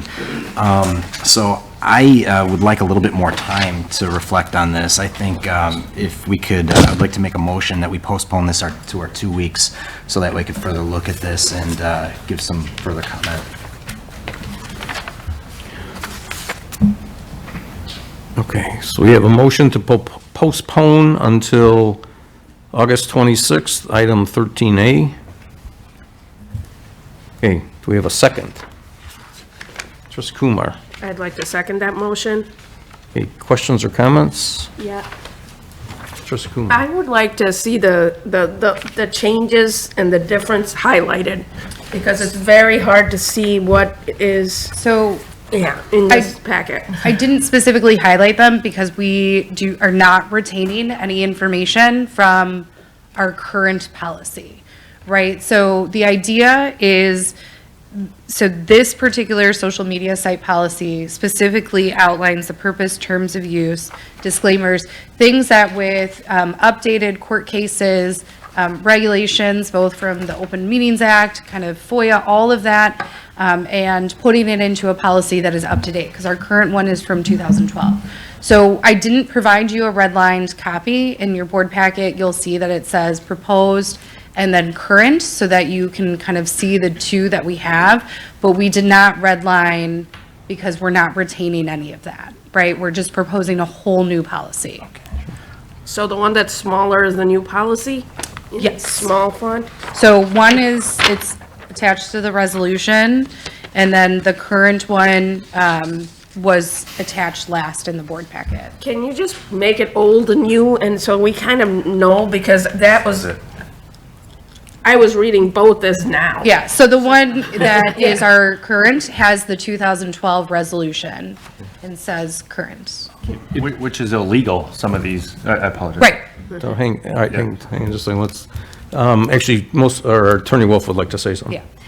Yes, I mean, for purposes of understanding what you're approving or potentially postponing to the next meeting is what's on Exhibit A of the current resolution. And if you're on the site, it's pages 134 and 135. So Trustee Kumar, I believe you called it the smaller font. It's because it's actually attached to that resolution. There are multiple documents in this packet here. Yeah. But it's a 2-page social media site policy, and it regulates the village's social media site. It doesn't regulate any official's use of social media. So that has all been, so the old policy is being thrown out for this new two-page Correct. policy. And just a point of Correct. information, the new policy is actually in there twice, once in small font and once in a larger font, starting on page 136. Okay. I tried to provide a lot of information, so I apologize. okay. If you were on- Because it was not a simple redlining of the policy. So it's just a rewrite. We're Yes. just doing the small font policy. That's the one we should read. Okay. That is helpful. Okay. But I still think we need the 2 weeks because this is, how That's fine. You're good, okay. it flowed. Trustee Patrick? Thank you. You said that you, in developing this new policy, that you were basing it off a certain case law or current laws or federal laws. Could you supply those specific laws to us? Yeah, I would defer to. Thank you. May I Yeah, go ahead, address sure. that? Sure. Yeah, they weren't based upon specific laws. It was just evaluated so that it was legally compliant with, so there weren't any First Amendment violations here. And so it was analyzed to ensure that it wasn't a restriction of speech of anyone, but it allows for the regulation of the village's social media site as a limited public forum. Thank you. And I think there were some, okay, go ahead. Trustee Alfano? Sorry, I just would like clarification. In the packet then, pages 134 to 137 would be our proposed policy? Yes, twice. Thank you. One's included with as an attachment. Okay. Yeah, just so we can read it without the glasses. Trustee Kozar? One of the comments that was just in this packet is the use of the logo, the Villa Park logo. And just to be clear, that's in the public domain. It's not copywritten or trademarked. Attorney Wolf, can you comment on that? I don't know if it's been copyrighted or Okay. copyrighted or trademarked. No problem. But if the rule here is that anything that is copyrighted or trademarked is owned. So, I mean, basically, it's just a rule that you can't copy anything that's been trademarked, so. I just bring it up, I'm looking at the agenda, and even the logo that's used on the agenda doesn't have the T for trademark or the C for copyright on it. Just a point of clarification on this. Are you talking about the Villa Park logo or any trademark logo? I thought the verbiage in there was any trademark logo that we can't just. I'm specifically just asking about the Villa Park logo with the little house and the tree. That one is in the public domain. I can't answer that without Okay. looking into that further. So, No problem. We'll table that and we can talk about that. I'll shoot you an email. Trustee Patrick? So I might have a little bit of insight into that. Now, again, I'm no do legal not, expert, you can just but print it out. back in 2019, right after I was first elected, very excited for the position. I still am. And I ended up getting this beauty right here. It's a Villa Park logo tattooed on my arm because I'm very proud of where I'm at. I actually got it done by Jimmy at Voodoo Tattoo on Villa Avenue in Villa Park.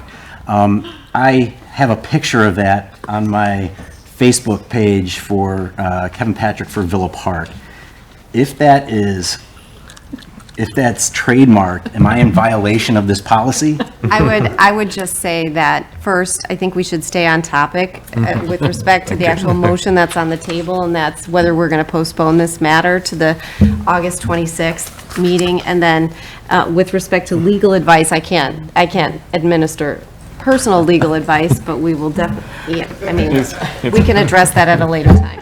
Just to be clear, it's not a requirement, though, for elected I just officials. want to make sure, I'm adhering to the policy. Chief Rivas, after the meeting, please arrest him. No. Don't even jump. Okay. I'm sorry, are you done? To the best of my Yeah. knowledge, we have never tried to Yeah, I don't trademark I or don't think- copyright the logo. Although, there is something to be said for trying to maintain some control over the use of your logo so that, it's done for official purposes. But that's that's a wish, and as far as it actually being copywritten, I don't believe it is, but we'll check. So just to clarify then, Attorney Wolf, is that, are you the one that has vetted this to make sure that it is in compliance with our First Amendment rights and so forth? Who is the one that actually did that vetting process? That would be our office, yes, me. Okay. So there should be nothing in there that would prohibit any board member from owning or establishing their own entity on social media, even regarding their position as a board member, as long as they're not officially taking a stance as the village itself. This policy is purely a policy related to the village's social media site. Thank you. And the content on that site, not the content on any other site. Okay, thank you.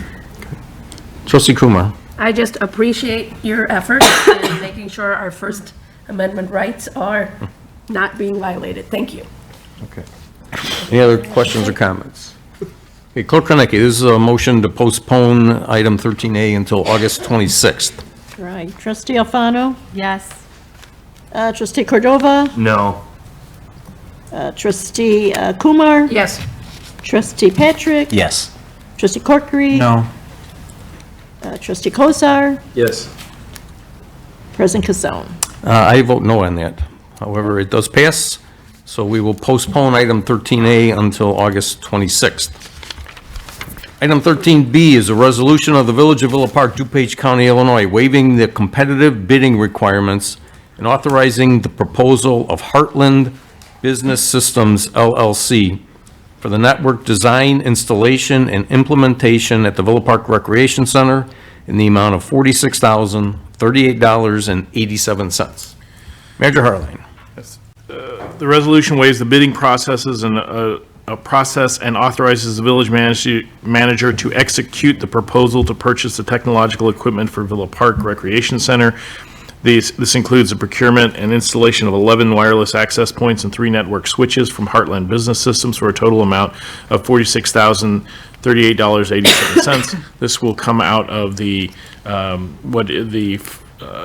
FFE, furniture, fixtures, and equipment, part of the $20 million that was approved for the construction of the recreation center. Although we are going to continue to monitor that to make sure that we stay within that. If we exceed that, we would also need to come back to the board if we exceeded that by a more than $25,000 for that line item that you approved. This is outside of the WB Olson contract, but within the total amount approved on September 11th.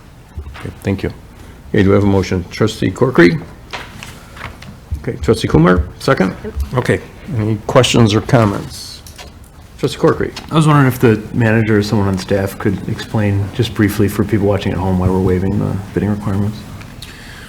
So this is to make sure that it fits with the rest of the network, so that those switches, which have been chosen by the network manager, Brian Sawyer, will work seamlessly with the rest of the equipment we've previously purchased. And I don't know, is there anything else that yeah, I don't know if there's any other thing we need to add, but that's this. They will work on the same network with the rest of our equipment. So.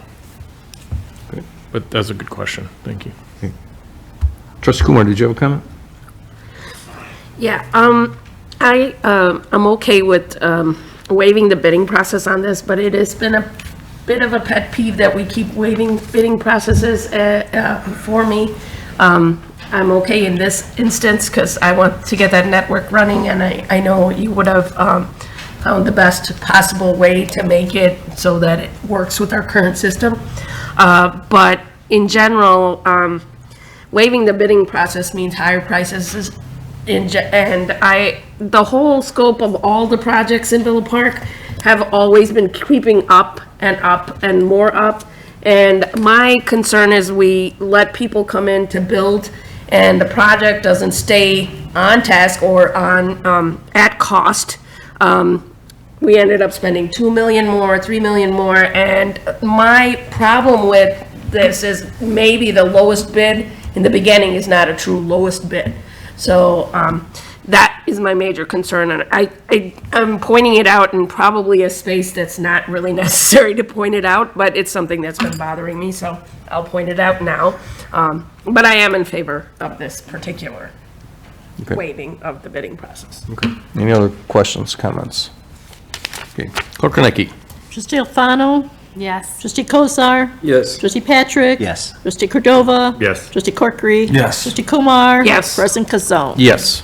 Okay, item 13C is a resolution approving an engineering agreement with Edwin Hancock Engineering Company of Westchester, Illinois for the Phase 2 and Phase 3 engineering services for the 2025 Illinois, Maple, and various sidewalk improvement projects in the amount of not to exceed $109,550. Manager Harlan. This resolution authorizes the village president to enter into a professional engineering agreement with Edwin Hancock Engineering Company for Phase 2 design and Phase 3 construction oversight engineering services for the 2025 sidewalk improvement program in the amount not to exceed $109,550. The project includes proposed sidewalks along portions of Maple and Illinois Street that currently don't have sidewalks, and other locations that require additional design due to grade, drainage, or other issues. These sidewalks are anticipated to be constructed in the spring of 2025, and staff recommends approval.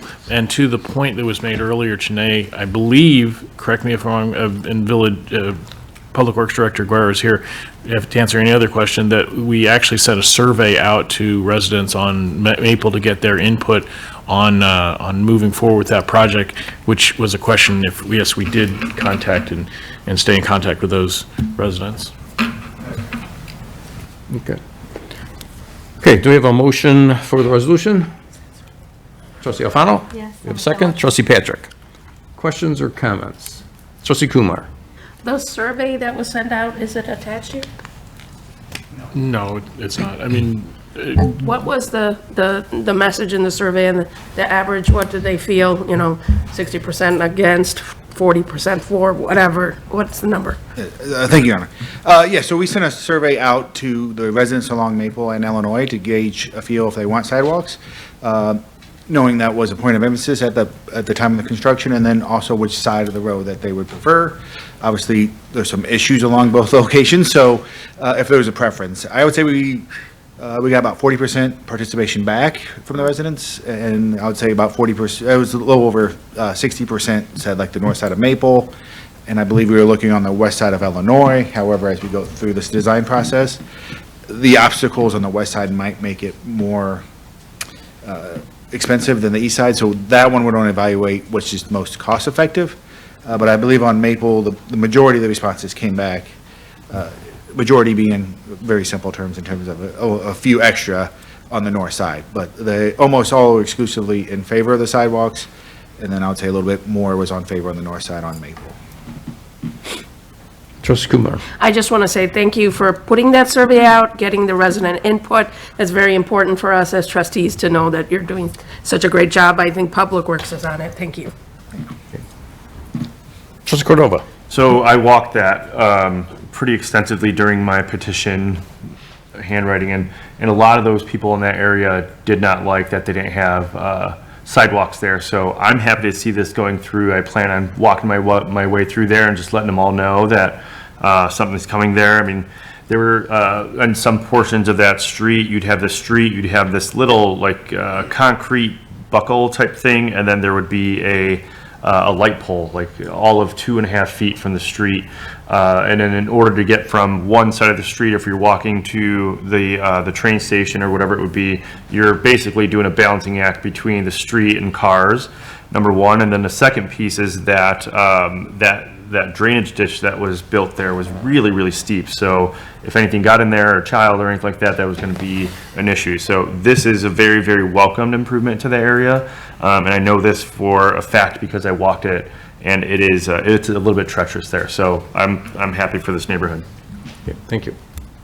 Trustee Alfano? I think that this is pretty timely, and President Kazone at Coffee with the Board, I believe that this was an item that somebody brought up. So Yeah. I'm happy to see this on the agenda tonight. Yeah, that's true. Thank you. Okay, anyone else? Just want to say that it's because of the feedback from residents and this board that this has moved as fast as it did, and it also, as unfortunately, Mr. Maury's not here, is very important to us that it connects with the train station. So I'm happy. And the original plans were done a while back, and the emphasis on sidewalks was not nearly as great as this board has insisted on, and Director Guerra has, professionally prefers too. So I think we're all on the same page now. Thank you. Okay, Clerk Konecki. Okay, trustee Kozar, Yes. trustee Corkery, Yes. trustee Alfano, Yes. trustee Patrick, Yes. trustee Kumar. Yes. Trustee Cordova. Yes. President Kazal. Yes. Okay, item 13D is a resolution of the Village of Villa Park authorizing execution of an agreement between the Village of Villa Park and Kluber, Inc. for professional architectural and engineering space management planning services for various Villa Park facilities in an amount of $69,930. Manager Harline. This is a resolution authorizing the village president to execute an agreement with Kluber, Inc. for space needs assessment for 6 village buildings in the amount of $69,930. This analysis is based on the recent completed facilities condition assessment by Kluber. Staff recommends approval of the resolution, and I just wanted to add to that the board of trustees at the committee of the whole meeting on May 13th suggested that we move forward with this next step as was recommended by Kluber, and so we're trying to move forward with that recommendation. Okay, thank you. Okay, do we have a motion for the resolution? Trustee Kumar? I'll make that motion. Okay, a second. Trustee Alfano? Yes. Questions or comments? Okay, Trustee Kozar? Tell me more about what space management, what is it called? Space management planning. Like, Director McLaughlin will answer your questions. Good evening again. That is the long way of saying a space needs analysis. So it's the current document that we're doing with the fire districts right now, with Kluber as well. It is looking at existing facilities, what they have, what's on the ground, what their staffing currently is, what their staffing needs are, what their vehicle spaces, what their gear spaces and all that, and confirming if what we have in those two particular bathrooms, if their bathrooms or all the things that they need to operate is what is actually on the ground. And if it's not, how to solve for what they need. Is it a remodel? Is it an addition? Is it a new building? So that's going on for them right now. This particular document takes the 6 buildings as outlined in there and does the same thing essentially village-wide to see where we need to be based on that facilities condition assessment, which we obviously had the cow on. It's going to tell us, should we continue with priorities 2 and 3, those large, big-ticket items, if the buildings are not adequate for our actual needs right now. Trustee Patrick. Thank you.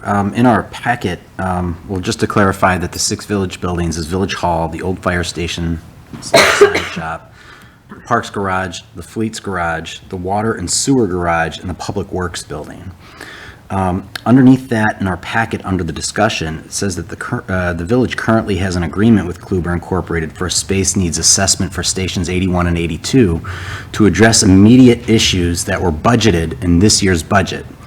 But it goes on to say that this project will not use the entire $250,000 budgeted, as the improvements to Station 82 have to be scaled back. Can we explain what that means, why that was scaled back? And is that, just to clarify, $250,000 coming from the budget from the fire department going to these 6 buildings? So there's $250,000, I'm sorry. Did you want Go ahead. $250,000 is budgeted in the building improvement fund, and that was a guess as the budget process over a year ago when we had less data. So there is one of the desperate needs was to get a shower, more than one shower in each building. After the space needs assessment was done, to complete a the changes to Station A2 would be very difficult without an expansion, and it's a much bigger project. So right now, we're going to look for a place to put a shower, and there's a couple of different options we're looking at. Station 81 is, we're going to focus on that. We also made a slight change because we're adding a second deputy chief office. So we will get to the needs in Station 82, but it's going to take a little bit more time. So there'll be a bathroom and I think there is a plan for 2 showers, but it won't be as extensive as, we would have hoped. Because of that, there's money. This project for $69,000 was not budgeted. That's where the money is going to come from, because we're not going to be able to spend that full $250,000. Or we don't need to spend that whole $250,000 this year. So we do have a source of funding. That's and I probably could have used, do I make use more words or try and I probably used an economy of words and didn't get very much meaning out of it. Apologize for that. But that's what we're going for. So we are working forward with a plan, though, to address those issues. Oh, yes. Okay. Yeah, they're serious. Those are serious issues. That's why it was put in this year's budget with less than perfect information, because we knew we needed to move forward on the showers. First of all, when you come back with 3 or 4 firefighters who are covered in soot, ideally you'd get in all of them into a shower right away. And right now we have 1 in each station. Sure. So, thank you. Okay. Trustee Kumar. So one of the stations is getting the showers. Both stations are getting the showers, but we're not. The Station 2 is getting 2 showers and a deputy chief's. But none of this. That's something that's already underway. What we're talking about here is a space needs assessment. So yeah, Chief, you want to do? Yeah. Sure. So Chief and I have been working together with Kluber as a joint partnership project. Station 81 was the easiest to accomplish the task of putting in 2 showers and an additional bathroom and meeting the office demands of the now 2 deputies. We're going to be moving forward with those construction documents and that construction this year as the priority. 82 is going to be designed, but that construction will not happen until next year, which is not going to tap into the $250,000 because we're not doing the construction until next budget year. Right. So there's dollars that will not be spent for that particular project, which lends itself to be used. And it's already budgeted for building improvements, which is what this comes out of. Next year, we'll know exactly how much it'll cost because we'll have an estimate from an architect and engineer. So instead of 250, it'll be per Kluber's response, here's how much it's going to cost us. Yeah. Chief, did you want to go? Yes. So to tie all this in a nice bow is, and you guys would appreciate this, we looked at the future of what our future needs are going to be.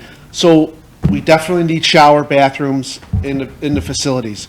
But instead of just putting them in a place and then, in 3-5 years, we're going to do an addition, now we're going to tear everything we just built up, let's plan for the future, let's see what we have, and let's walk on this. This is a huge decision, so that's why, and we're doing it this way, and you will see a lot more funds budgeted for next year in the budget. We just pushed it to next year, so, for Station 82. Hope that helps. I'm happy about that. First of all, I'm happy that we found the funds for these the way it did. I'm also happy we're doing this assessment using these funds, because this is not only addressing the fire needs of fire, but also all our other buildings at this time. So it's a good timing. Okay. Any other questions? Okay, Clerk Konecki, please. Okay, Trustee Patrick? Yes. Trustee Corkery? Yes. Trustee Cordova? Yes. Trustee Kumar? Yes. Trustee Kozar? Yes. Trustee Alfano? Yes. President Kazal? Yes. Okay, we'll move on to item 13E is a resolution waiving the competitive bid process, approving a purchase with the Lighting Digest of Geneva, Illinois for streetlight assemblies for Wildwood Avenue in an amount not to exceed $36,528. Manager Harline. This resolution authorizes the village manager to effectuate the purchase of the streetlight assemblies for the village from the Lighting Digest in the amount of $36,528. This purchase will allow the village to order 3 streetlight assemblies for Wildwood Avenue to replace the streetlights that were removed in conjunction with the construction of the Tri-Trail and the Villa Park Recreation Center. Staff is asking to waive bidding requirements as to match the streetlights on Villa Avenue, allowing for a uniform look of the corridor. Staff recommends approval. Okay, thank you. Okay, do we have a motion for the resolution? I'll make the motion. Okay. Second, Trustee Alfano? Questions, comments? Trustee Kumar? I'm glad we're doing the streetlights. I think there was multiple places we were looking to do streetlights, and this was kind of the thing I brought up at the very beginning of my term as trustee, that we need a plan to kind of address the streetlights around town. So thanks for getting it done. Thanks. Okay, thank you. Anyone else? Clerk Kornecki? Okay, trustee Corkery, Yes. trustee Patrick, Yes. trustee Kumar. Yes. Trustee Kozar. Yes. Trustee Cordova. Yes. Trustee Alfano. Yes. President Kazal. Yes. Okay, item 14 is unfinished business. I don't think we have any. Trustee Alfano? Oh, I just have something that might fall under old business for the commissioner handbook or the commission handbook. Is there clarity as to what a staff liaison's and a board liaison's role is in there, or should there be? That was just a thought that I had. I'll dig into it. Okay. I thought there's some, but we can certainly expand. Okay, Right. thank you. We actually were talking about some of that today in our weekly meeting, and we'll try and get you that. I'll try and give you more than the weekend. We had a previous version, but we'll try and get you as much time as possible to look over that, since it will be a document of, several pages. Thank you. Okay, anyone else? Okay, item 15A under new business is approval of trustee Alfano's registration, transportation, hotel, and meals for the 2024 Illinois Municipal League Conference, not to exceed $1,500. This is required by village policy, but definitely encourage the board to attend these events, and we actually increased the amount this year's budget to pay to cover this, and about 3 people to go, and this is easily covered in the budget, and staff encourages approval of this item. Okay. By motion. Okay, do we have a, Trustee Patrick? I'd like to make that motion. Okay, we have a second? I'll second. Trustee Alfano, or Trustee Cordova? Sorry. Okay, questions, comments? Trustee Patrick? I'd like to first off say that I really appreciate the village taking into consideration allowing the board to go to trainings like this. I attended a few years ago to some of them, and the information that was provided is invaluable. I think at this last session, they talked specifically about TIF education. They talked about crisis management, emergency situations. They talked about economic development and also like walkable cities. I think these are all great things and great opportunities for board members to experience. And I would recommend that any other board member that has not attended these to go ahead and take advantage of this. It is well worth the money for you to get that information. Lastly, I think if we're going to stay consistent with village policy, that I think that any training along this goes on an agenda like it has tonight. In the past, it hasn't with specific trainings or specific outings for village board members. So if we're going to stick with policy, I ask that all of these be brought to our attention as well on an agenda. Okay, thank you. Anyone else? Trustee Alfano? So I did attend last year, and I had, I learned so much. And they had an app, which I hope that IML comes out with again. They have the app so that you can see what sessions there are, and then they have the link for the Google Docs that you can get all of the notes for. So if you can't, there were like some sessions that happened consecutively, and I wanted to go to all of them, you can't. And so you could kind of, have that for reference. I just thought that it was, especially last year being my first year on the board, it was really something beneficial to go to, and I would like to see some others there, because I don't want to be the only one from Villa Park. There are tons of other communities that send their entire board there, and it is very valuable. I do have a question. Do I abstain from this? I think you No. probably wouldn't. No. No? Okay. No? Okay. You're not required to. All right, I wasn't Okay. sure. Okay. Yeah. Benefits. Yeah. Okay, Trustee Kozar? I just want to say that I really appreciate Trustee Alfano taking a weekend and 3 days of doing this. I mean, it's a lot of time. It's in addition to everything else that you do for the village and as a trustee. So, that's 3 days of sitting and lecture. And I know last year when you did it, you came back and you gave a lot of that information, and it was very useful. But I, for one, really appreciate that you're taking this step and doing it, so thank you. I was surprised to see it on the agenda because it's within the spending limits for the village manager, and it wasn't on the agenda last year, so if It that's the... wasn't. What's that? It wasn't. We missed it last year, but it is a Right, that's what official I'm saying, it policy. wasn't on the agenda last year. Correct. So it is now, so if that's the procedure moving forward, that every time training's gonna be, even if it's within your spending limit, it's gonna be on the agenda, then I guess we'll watch it, then whoever's getting training, but, yeah. But thank you for doing that, and thank you for, giving up your weekend for the village. Okay. We'll share that policy in case you guys want to amend it, but we just missed it last year. Okay. Anyone else? Clerk Kernicki? Okay, trustee Kumar? Yes. Trustee Corkery? Yes. Trustee Kozar? Yes. Trustee Cordova? Yes. Trustee Alfano? Yes. Trustee Patrick? Yes. President Costello? Yes. Okay, item 15B is replacing of the U.S. flag pole at Village Hall. Manager Holly? Yes, the March of 2023, the flagpole in front of Village Hall was destroyed during a traffic accident. The village filed a claim against the driver's insurance and received funds for replacing the flagpole. After a significant wait, the pole was delivered in September of '23, and the Parks Division of Parks and Recreation began a discussion with Public Works, Community Economic Development, the village manager's office about where to place the flagpole and how to properly illuminate it.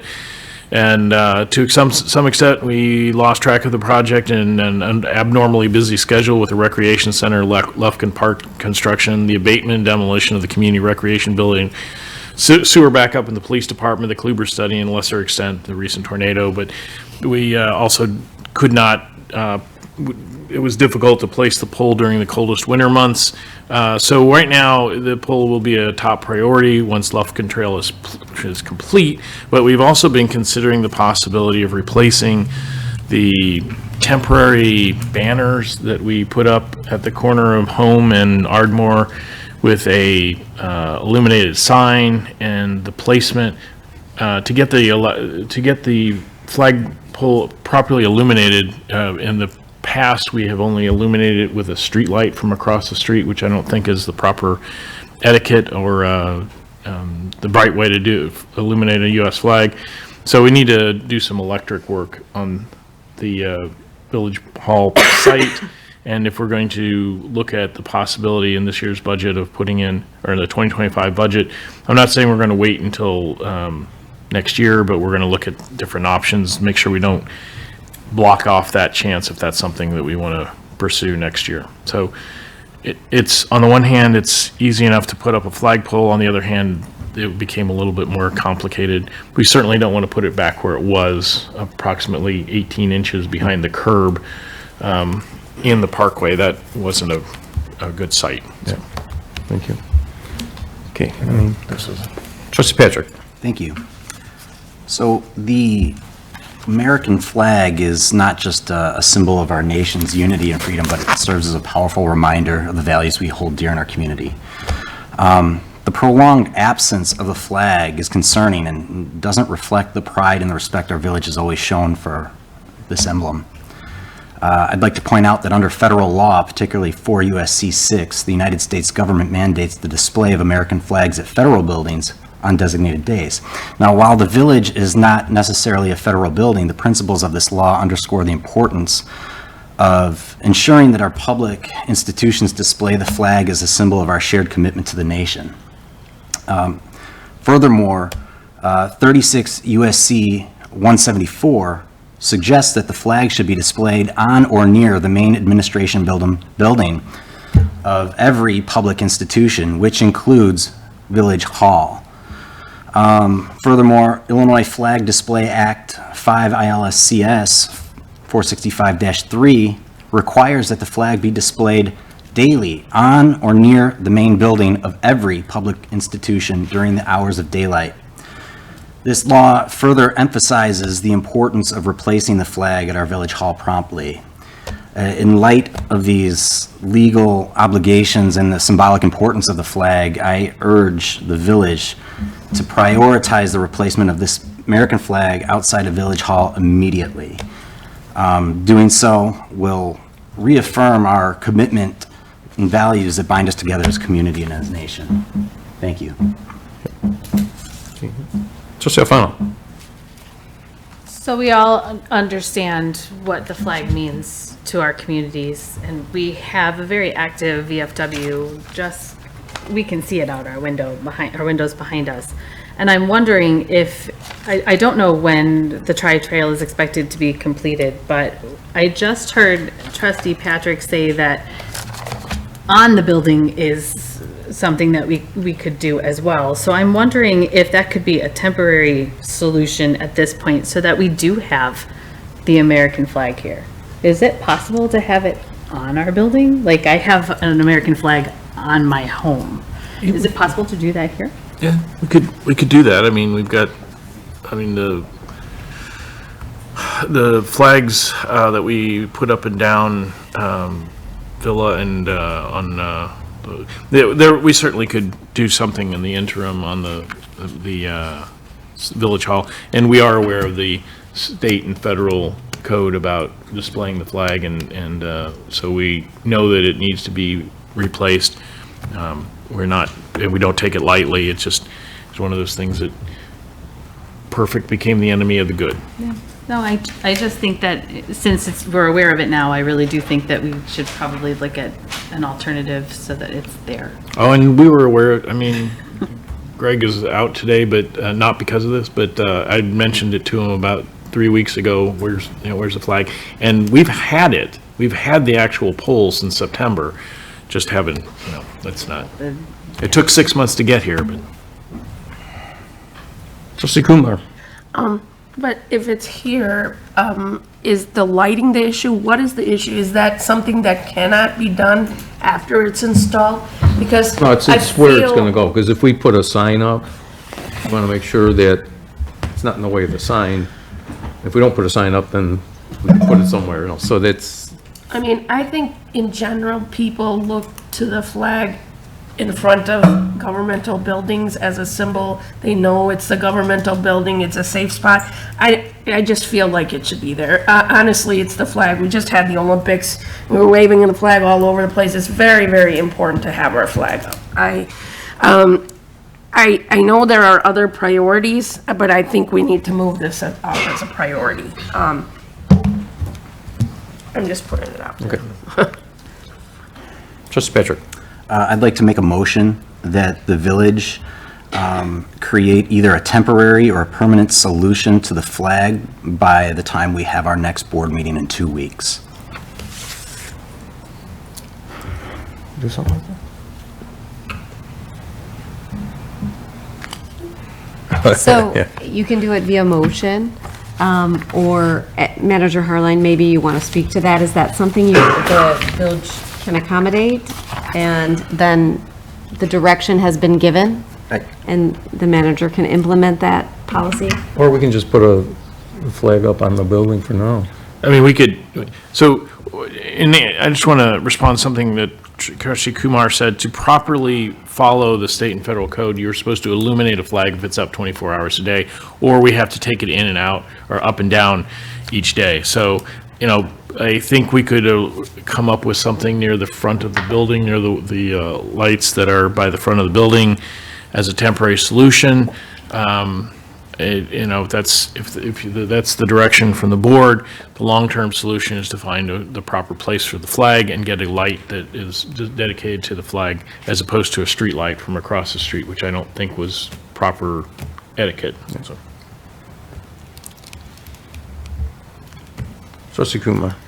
I'm fine with the temporary solution, but I think we're kind of mincing words as to when is this flag going to go up and where's the light going to be? I mean, it's not something you have to do it. So what timing are you giving us, Matt, on getting this flag up in the proper fashion? Because I think the flag has to go up. There's no choice here.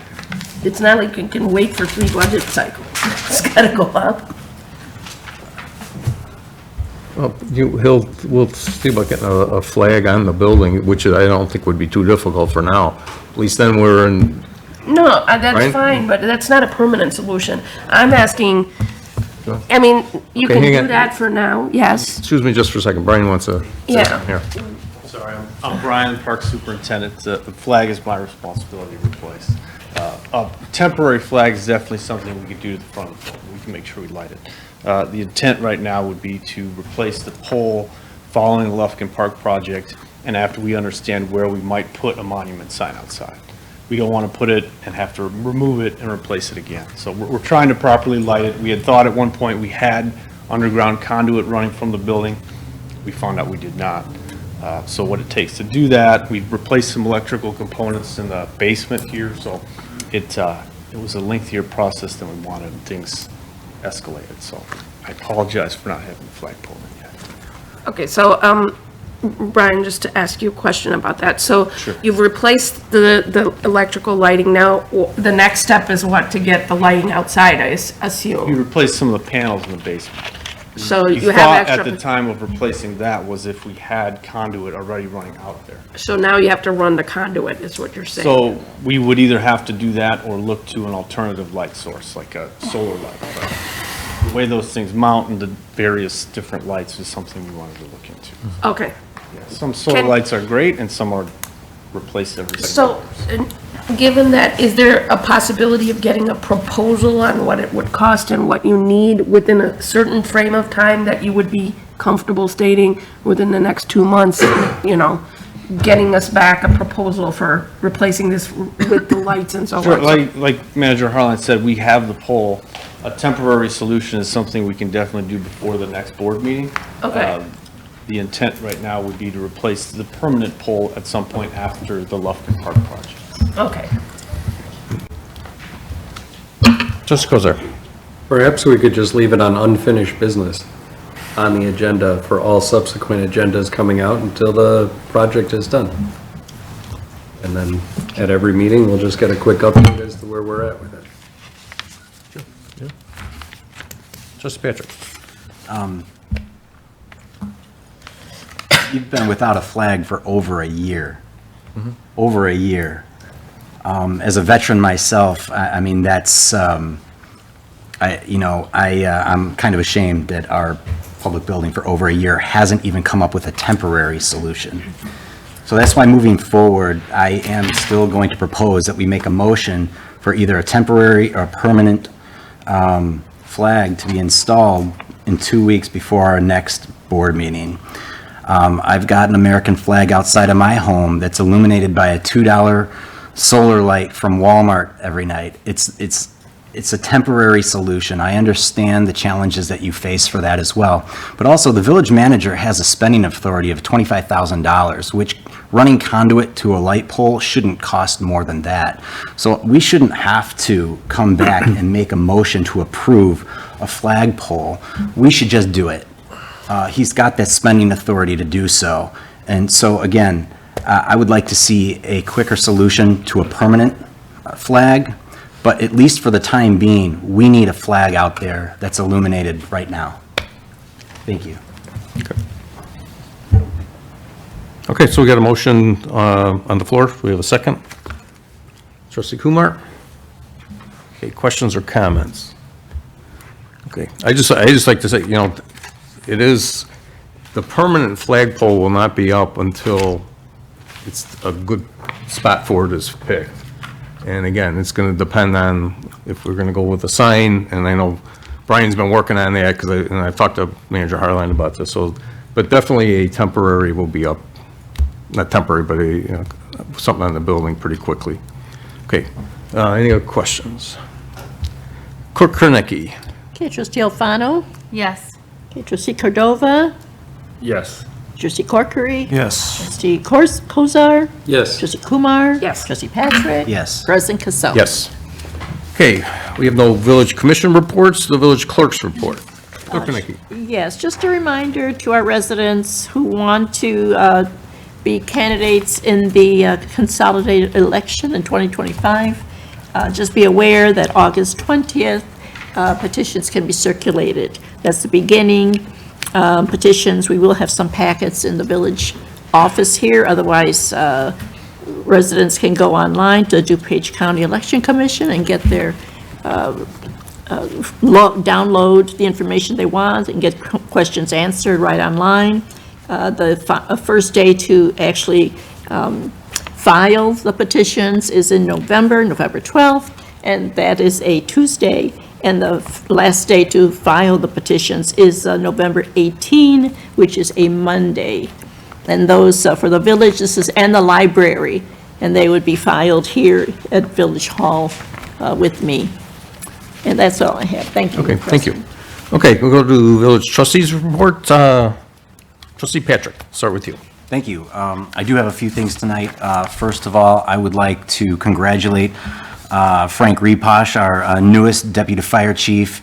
Over the last 6 years that I've been in my seat here, I've really seen Frank grow into that position, and I think he is the right man for the job. He won't let us down. I'm very happy with that selection, and I know he's going to do Villa Park very good. So congratulations, Frank, if you're listening. Second of all, school is starting back up this week and next week and coming up here this month. I just ask everybody to be safe, drive cautiously near our schools, our bus stops, and just be on the lookout to protect our kids. Appreciate that. Next, Lufkin Park, the ribbon cutting is coming on the 15th. This is a project that has been long overdue that I'm excited about, and I know many of the other board members here are excited about as well. If you have the opportunity to come out for the ribbon cutting, come check it out. It is a beautiful park. It's got a lot of potential still. It's going to be a great place to spend some time with families, friends, and just to get out and relax and enjoy the outdoors. So make sure you come to the ribbon cutting on the 15th for that. Lastly, I want to talk about National Night Out. Over the last couple of years, this event in town has really taken off and has grown significantly from the first time we've had it to the last time until this time. And I mean, we even had the Chicago PD helicopter come out and do a flyby with the sirens. I think that was so cool. I have got to give props to our police department, even our fire department, for managing this, making this happen. It is a great way to educate our public and just to interact with our residents. I really, really appreciate that as well. And I hope that the village sees the significance of this event and that we continue to support it, maybe even fund it even further for future events. With that being said, though, I'm big into recognition, and just besides our police department and fire department, we had a lot of help from our community as well, and I'd like to thank some of the people from our community that really helped contribute to this. First of all, Dave from Mickey's Hot Dogs. We've got Carrie and her team from Target. We've got Enzo and Sergio from Crazy Pour. Tony from Michael Anthony's Pizza. We've also got Enzo, Maria, Frank, and Brittany from Dominic's Pizza as well. And then Brock from the Schamberger Brothers for providing all the root beer. This really is a community event. And as the chief had mentioned earlier, it had over 500 people on a very cloudy, possibly rainy day. But it didn't stop everybody from coming out and having fun. And I really thank you for putting on such a great event for our community. And again, I hope that we can continue to grow this event in the future. That's all I have. Thank you to our police and fire department for being out there every day to, put on the uniform and protect us here at home in our village. Thank you. That's all I have. Thank you. Trustee Cordova. No report for me this week. Okay. Trustee Kozar. I have nothing. Thank you. Okay. Trustee Alfano. Yes, thank you. I also want to say congratulations to Deputy Chief Reposh and welcome to Officer McMahon. It's one of my favorite things to witness here on the board. Big Rigs and Kids, I believe, is this Saturday from 10 to 12 at Cortese. I know when my son was younger, he really enjoyed that. So a nice family event. We have electronics recycling this Saturday. I also attended National Night Out, and it is always a treasured event in my home. It was nice to see so many families out there. It was kind of cold. It was a little rainy, but it was really nice to see so many neighbors out there and to see the community come out. What else? We have Sunday, August 25th, Patron Appreciation Day at Jefferson Pool. from 1 to 5. I know summer is coming to an end, so take that last chance to kind of get together with your family, get to the pool. The reminder that school is back in session. Thank you to the teachers and to the staff and to the crossing guards and to our bus drivers who are really working hard to make sure that they are prepared for our students to come back as well.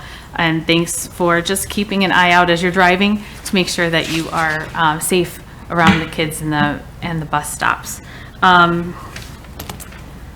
We have, as fall is starting to arrive, we do have some events that are coming up in fall that you should start putting down on your calendar. We have one weekend in particular in October, I believe it's October 12th, where we have 2 family events going on. One will be at the firehouse, where it's the annual fire prevention week. It's at from noon to 3 that day. And on the same day, we have the Fun Commission and the Autumn Jubilee at the Villa Park Historical Museum Pavilion. They're encouraging costumes this year, and there will be a haunted trail if you're into that thing, but that's not my thing, so you can go ahead and do that, and I will be watching and waving. And then I wanted to address something that came up at coffee with the board and then again came up tonight in public comment, and that's this theme of this lack of respect that our community feels with certain staff. And that has been kind of a theme where there have been several instances that code enforcement has been mentioned, where people have reached out saying that code enforcement has reached out to residents in ways that doesn't exactly reflect what I believe to be the board's vision of the expectation for that customer service. And I know that it's never easy to learn that there is something on your property that needs to be fixed. We've all been there.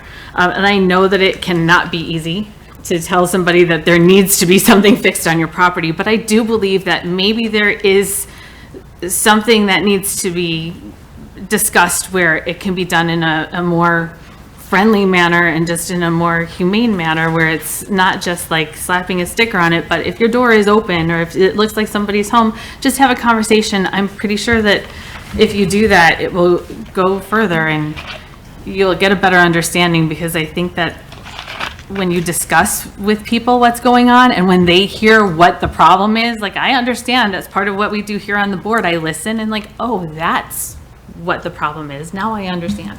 But if we don't have that connection, then I really feel like we're doing our residents a disservice. And we're hearing that. And I'm listening to that. So I think that that's something that really we should address and we should keep an eye on.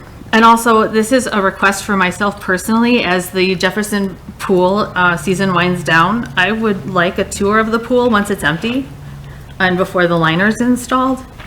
I know that we're scheduled to have a liner installed, but I would like to see the condition of the pool before that liner goes in. Sure. Thank you. And that's all I have. Okay, thanks. Trustee Kumar. A couple of things. One, I've been driving by Lufkin and it is beautiful. It is loaded with children.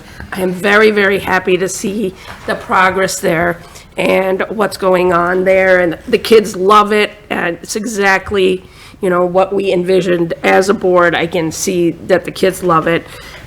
Granted, there's some things I could think of tweaking a bit, but overall, I really love what's going on over there, and just seeing the mothers out there with the children, that's just gratifying to me.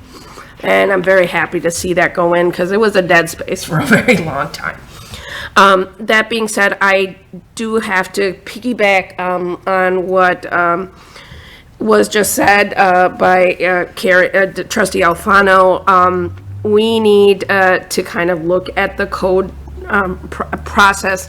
It's more about the lack of information. Not everybody knows what it is you need a permit for, and it's not easy to find that information out, especially if you're going to personally do a project. And to get another big sticker on your door at the point that you're already, my sister just recently got hit, the tornado hit the back of her, her house. She had flooding. She's had it twice. I know that how it can feel when you get hit by weather, and you shouldn't have to deal with code enforcement after that process in such a negative fashion.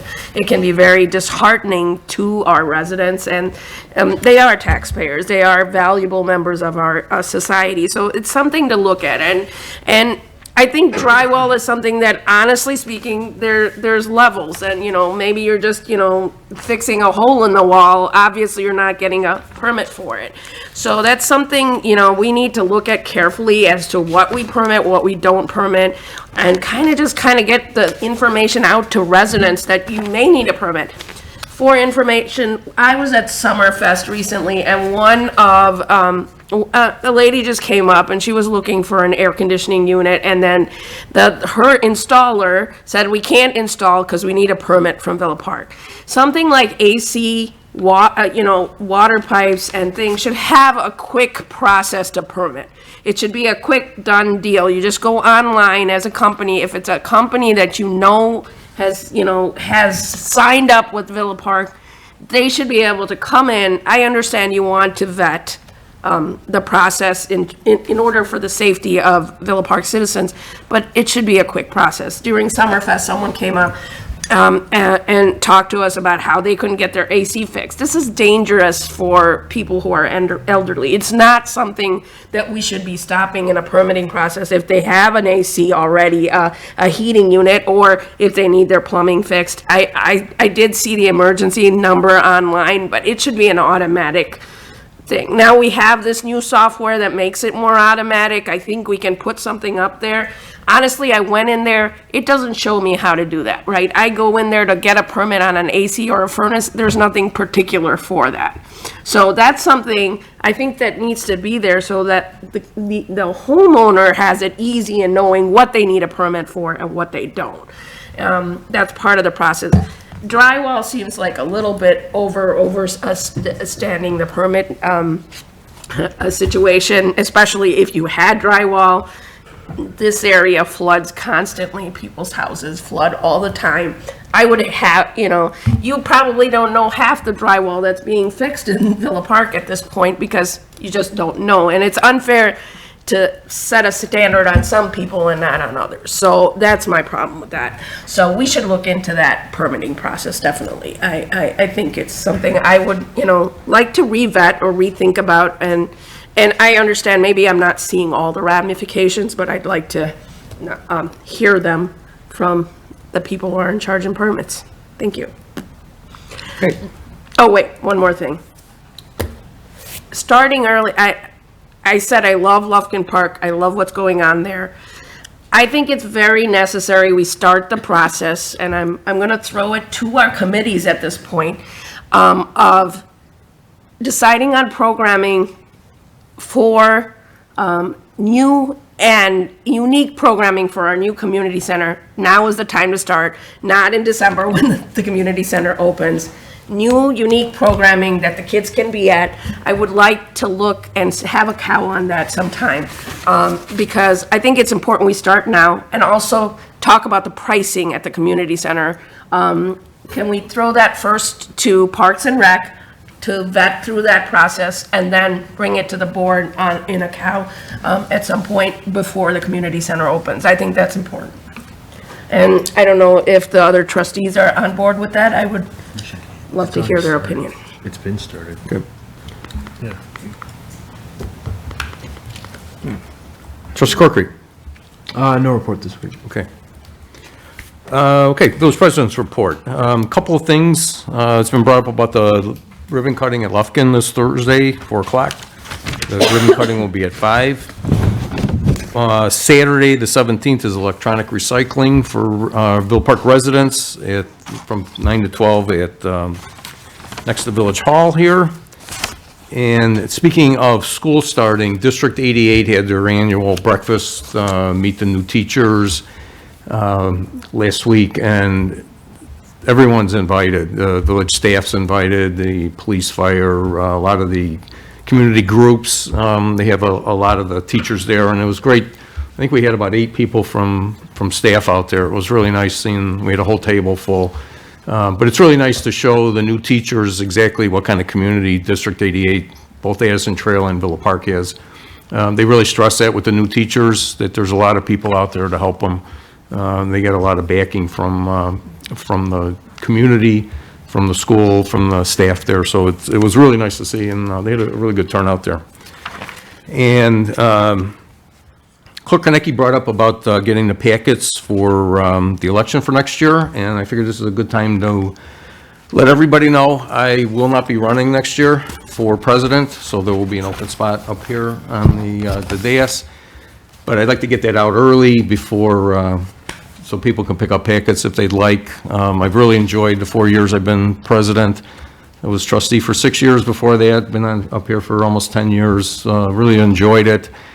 But it's time to kind of slow down. There's a lot more that's involved with the president up here, a lot more involved with local groups, with DuPage managers and mayors, IML, and all kinds of other things. But I think it's time for me to slow down a little bit and do some more traveling with my wife and get out there and enjoy things. So anyone that's interested in running for the spot up here, feel free to grab a packet at City Hall and put your name in. I don't know exactly how many signatures you need, but it's usually around 200, and get up there and have a good election next year.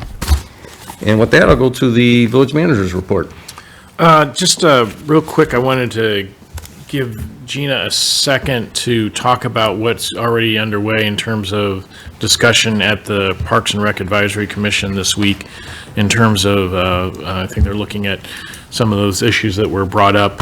And I think that, but I think that continuing the discussion and getting it to, honing that to a fine point is something we're still going to be working on. But if you don't mind, Ms. Racanelli. Assistant Director Racanelli. Yes, so tomorrow at the Park and Rec Advisory Commission meeting, one of the items that is on the agenda is discussion of fees, so, and hours for the new rec center. So we went out and did a lot of surveying of the agencies that are close to us, and then, you know, a little bit wider, just to kind of get an idea of what other public facilities are doing. And so I have all that information to share with Parks and Rec Commission tomorrow. It would be great if, you know, we can get that the group, you know, agrees on whatever, you know, the fees and the hours, and then, you know, I would write a memo and you know, present it here, because the board has the final say on that. So with regard to the programming, I just want you to know, we are in meeting after meeting after meeting. We are in budgets very hard now and ahead of the other departments, because, you know, we want to nail down our budget in the new building. So that's been happening for a while. So we're not starting in December. I mean, we've been doing this for probably close to a year now. So we're just getting ready. You know, it's working out. The timing, actually, you know, would be great if we could have gotten in earlier, but the timing of getting in December means that the winter-spring season, which runs January to May, will have all of the programs in it that will be moved to that building. Trustee Kumar.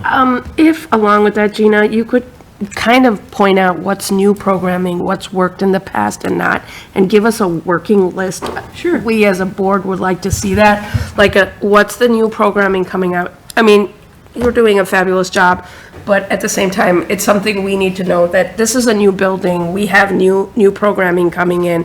What has not worked in the past, what has worked in the past, you know, things that are enrolled and people don't sign up for, things that are signing up for, how we can get some money in the door in other ways, because now we have a new building, right? So we've got the standards for pickleball, we've got the standards for badminton. There's many clubs that would run services and rent our facility to run like badminton, pickleball and stuff. We should be reaching out to them, because that's money in the bank. I think Donna last time talked about Silver Shoes.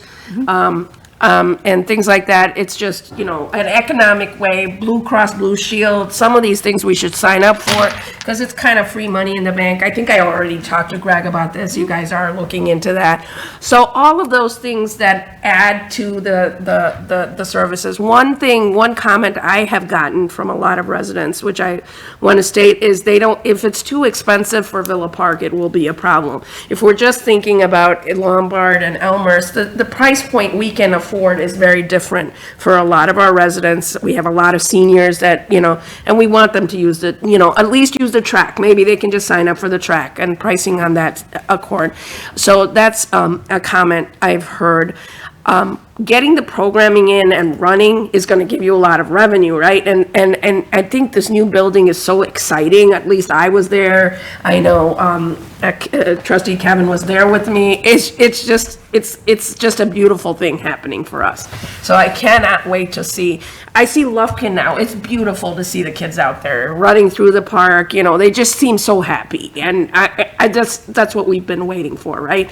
So that's what I want to see. I want to see that happiness at the new community center and all that activity. Okay, anyone else have any questions? Trustee Patrick? Thank you. I'd also like to see some discussion on space management as well. There's been many a times where me and my kids have gone into Iowa Community Center. There's nobody or nothing going on in that gym space.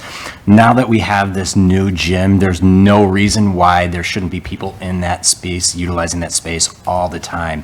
There are all sorts of organizations, pickleball affiliations, baseball in the summer, basketball. There's all sorts of different organizations that could utilize that space. So I'm just asking that conversation be had there as well. And just to kind of piggyback off of Trustee Kumar's statement about cost effectiveness for the residents, I've got a gym membership at Vasa Fitness on North Avenue. At $20 a month, I have access to everything: sauna, a wet sauna, a dry sauna, a pool, a jacuzzi, Cybex machines, free weights, red light therapy, a whole bunch of things. And I think that has to be considered, because if we're going to try to compete, or at least try to utilize the spaces up on that second level there, we have to be able to offer something to the residents where they just don't go somewhere cheaper like Vasa. May I comment on that? Yeah, it's privately owned, right? You know, a lot of our conversation now as a group, we have to be able to recuperate some of the money that's being spent on building the facility and then operating it. So I don't think we would be able to compete with a fee like Vasa's fee, but I definitely think that we are going to be right there with all the other public facilities that are out there. So my rebuttal to that statement, though, is that if you can't offer something competitive, they won't fill the space. And it'll be a space that we spent $20 million on a new recreation center that our residents won't use because it's too expensive. We have to consider that. Certainly. I present numbers and then I'm told yes or no. So Sure. that's what it really comes down to. Trustee Alfano? Thank you.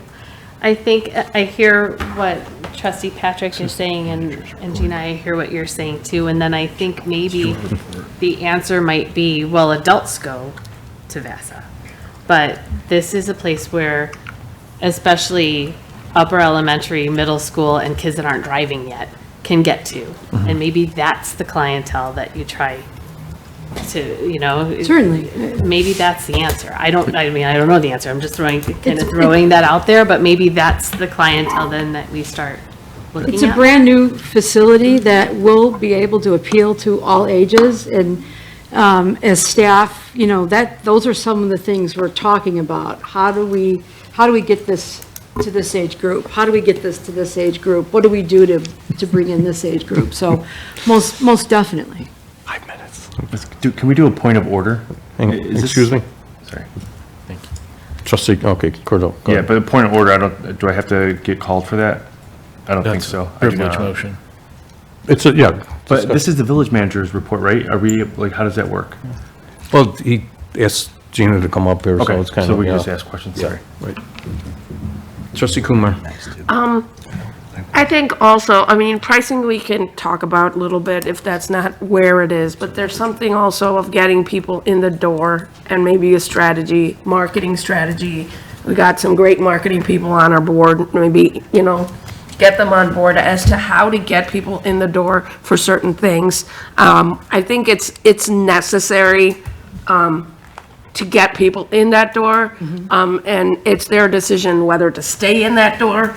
But initially, at least, we've got to do a real bump up, and we've got to make this special and get people in the door. Because a lot of times, you sign up for a membership, you may not even go there. But once you're signed up, that's your place. So that's money in the bank for us. That's something that you have to understand. So keeping the price a little low, if we get enough membership, but not everybody is using it at that same rate, that is worth it. Keeping the price at a lower rate. That's what VASA's counting on. Don't think that they want everybody to have their 15 kids over there at $20 a pop, because they can't afford that either. So we have to think a little outside of the box in order to get the members into our community center.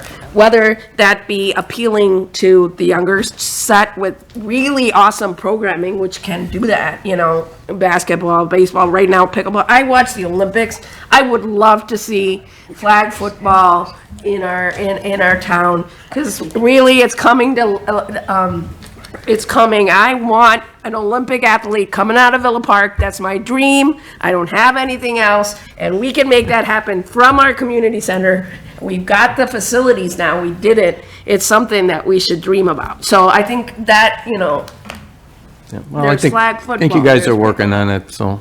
I just want to say one more thing. I have meetings set up with colleagues who went through this process several years ago to talk about, you know, what were the things that really worked for them, and really, you know, exciting stuff that gets people to come in, that maybe they don't do it right at the beginning, but we offer something else that seems interesting for them. So, you know, we have a lot of plans.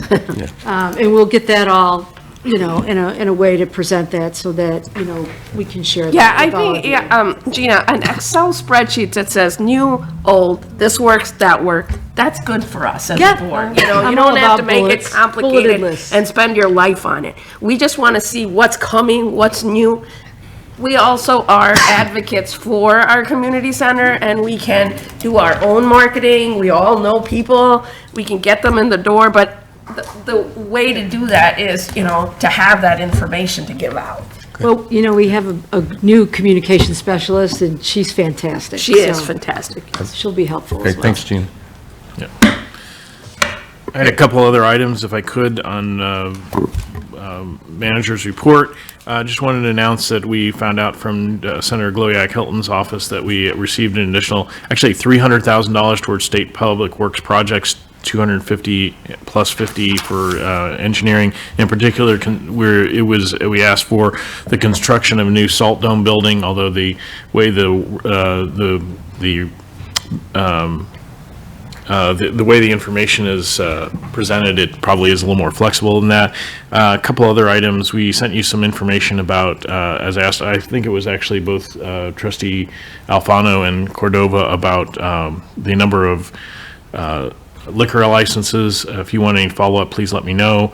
And got an email from Beth Marchetti at the DuPage Convention and Visitors Bureau, and right now Matt Gallus of Windy City Curling is estimating at a reopening in October, which is the first time he's really felt comfortable. So I just wanted to get that out there. I think that's a unique feature that we have in Villa Park, something that will be hosting national competitions. It's a private entity, it's not, but our staff has been working with them to try and get that building approved and permitted. And then, of course, already been mentioned a couple times, so make sure it's well known that Thursday the 15th at Lufkin Park, we will be opening having the real grand opening for Lufkin Park, but as many of you have already commented, it's already being used heavily, and with a lot of, you know, the joy of the kids and the people lining up to use the swings, attribute that it was a well-designed, and it's a great facility to add to our park system. I know that we're expecting Senator Susie Gloria Hilton and Representative Diane Blair Sherlock to be there, and representatives of the county, so it should be a pretty big deal. Starting at 4, ribbon cutting at 5. Look forward to seeing you all there this Thursday. That's all I have. Okay, thank you. Okay, item 21, executive session. Pursuant to 5 ILCS 120/2C1, the employment, compensation, discipline, performance, or dismissal of specific employees of the public body or legal counsel for the public body, including hearing testimony on a complaint lodged against an employee of the public body or against legal counsel for the public body to determine its validity. And item B is pursuant to 5 ILCS 120/2C11 regarding litigation when action against, affecting, or on behalf of the village has been filed and is pending before court, or when the village finds that an action is probable or imminent. And can I get a motion to enter executive session, and then we will adjourn our regular meeting out of executive session? Trustee Patrick. Mr. President, I'd like to make that motion. Okay, do we have a second? Trustee Alfano? Second. Okay, Clerk Kornecki. Okay, Trustee Cordova? Yes. Trustee Corkery? Yes. Trustee Kumar? Yes. Trustee Patrick? Yes. Trustee Alfano? Yes. Trustee Kozar? Yes. President Kazal? Yes. So we will adjourn to executive session, and we will go into executive session, we will adjourn out of there. Hope everyone has a great week, and see you on Thursday at Lufkin.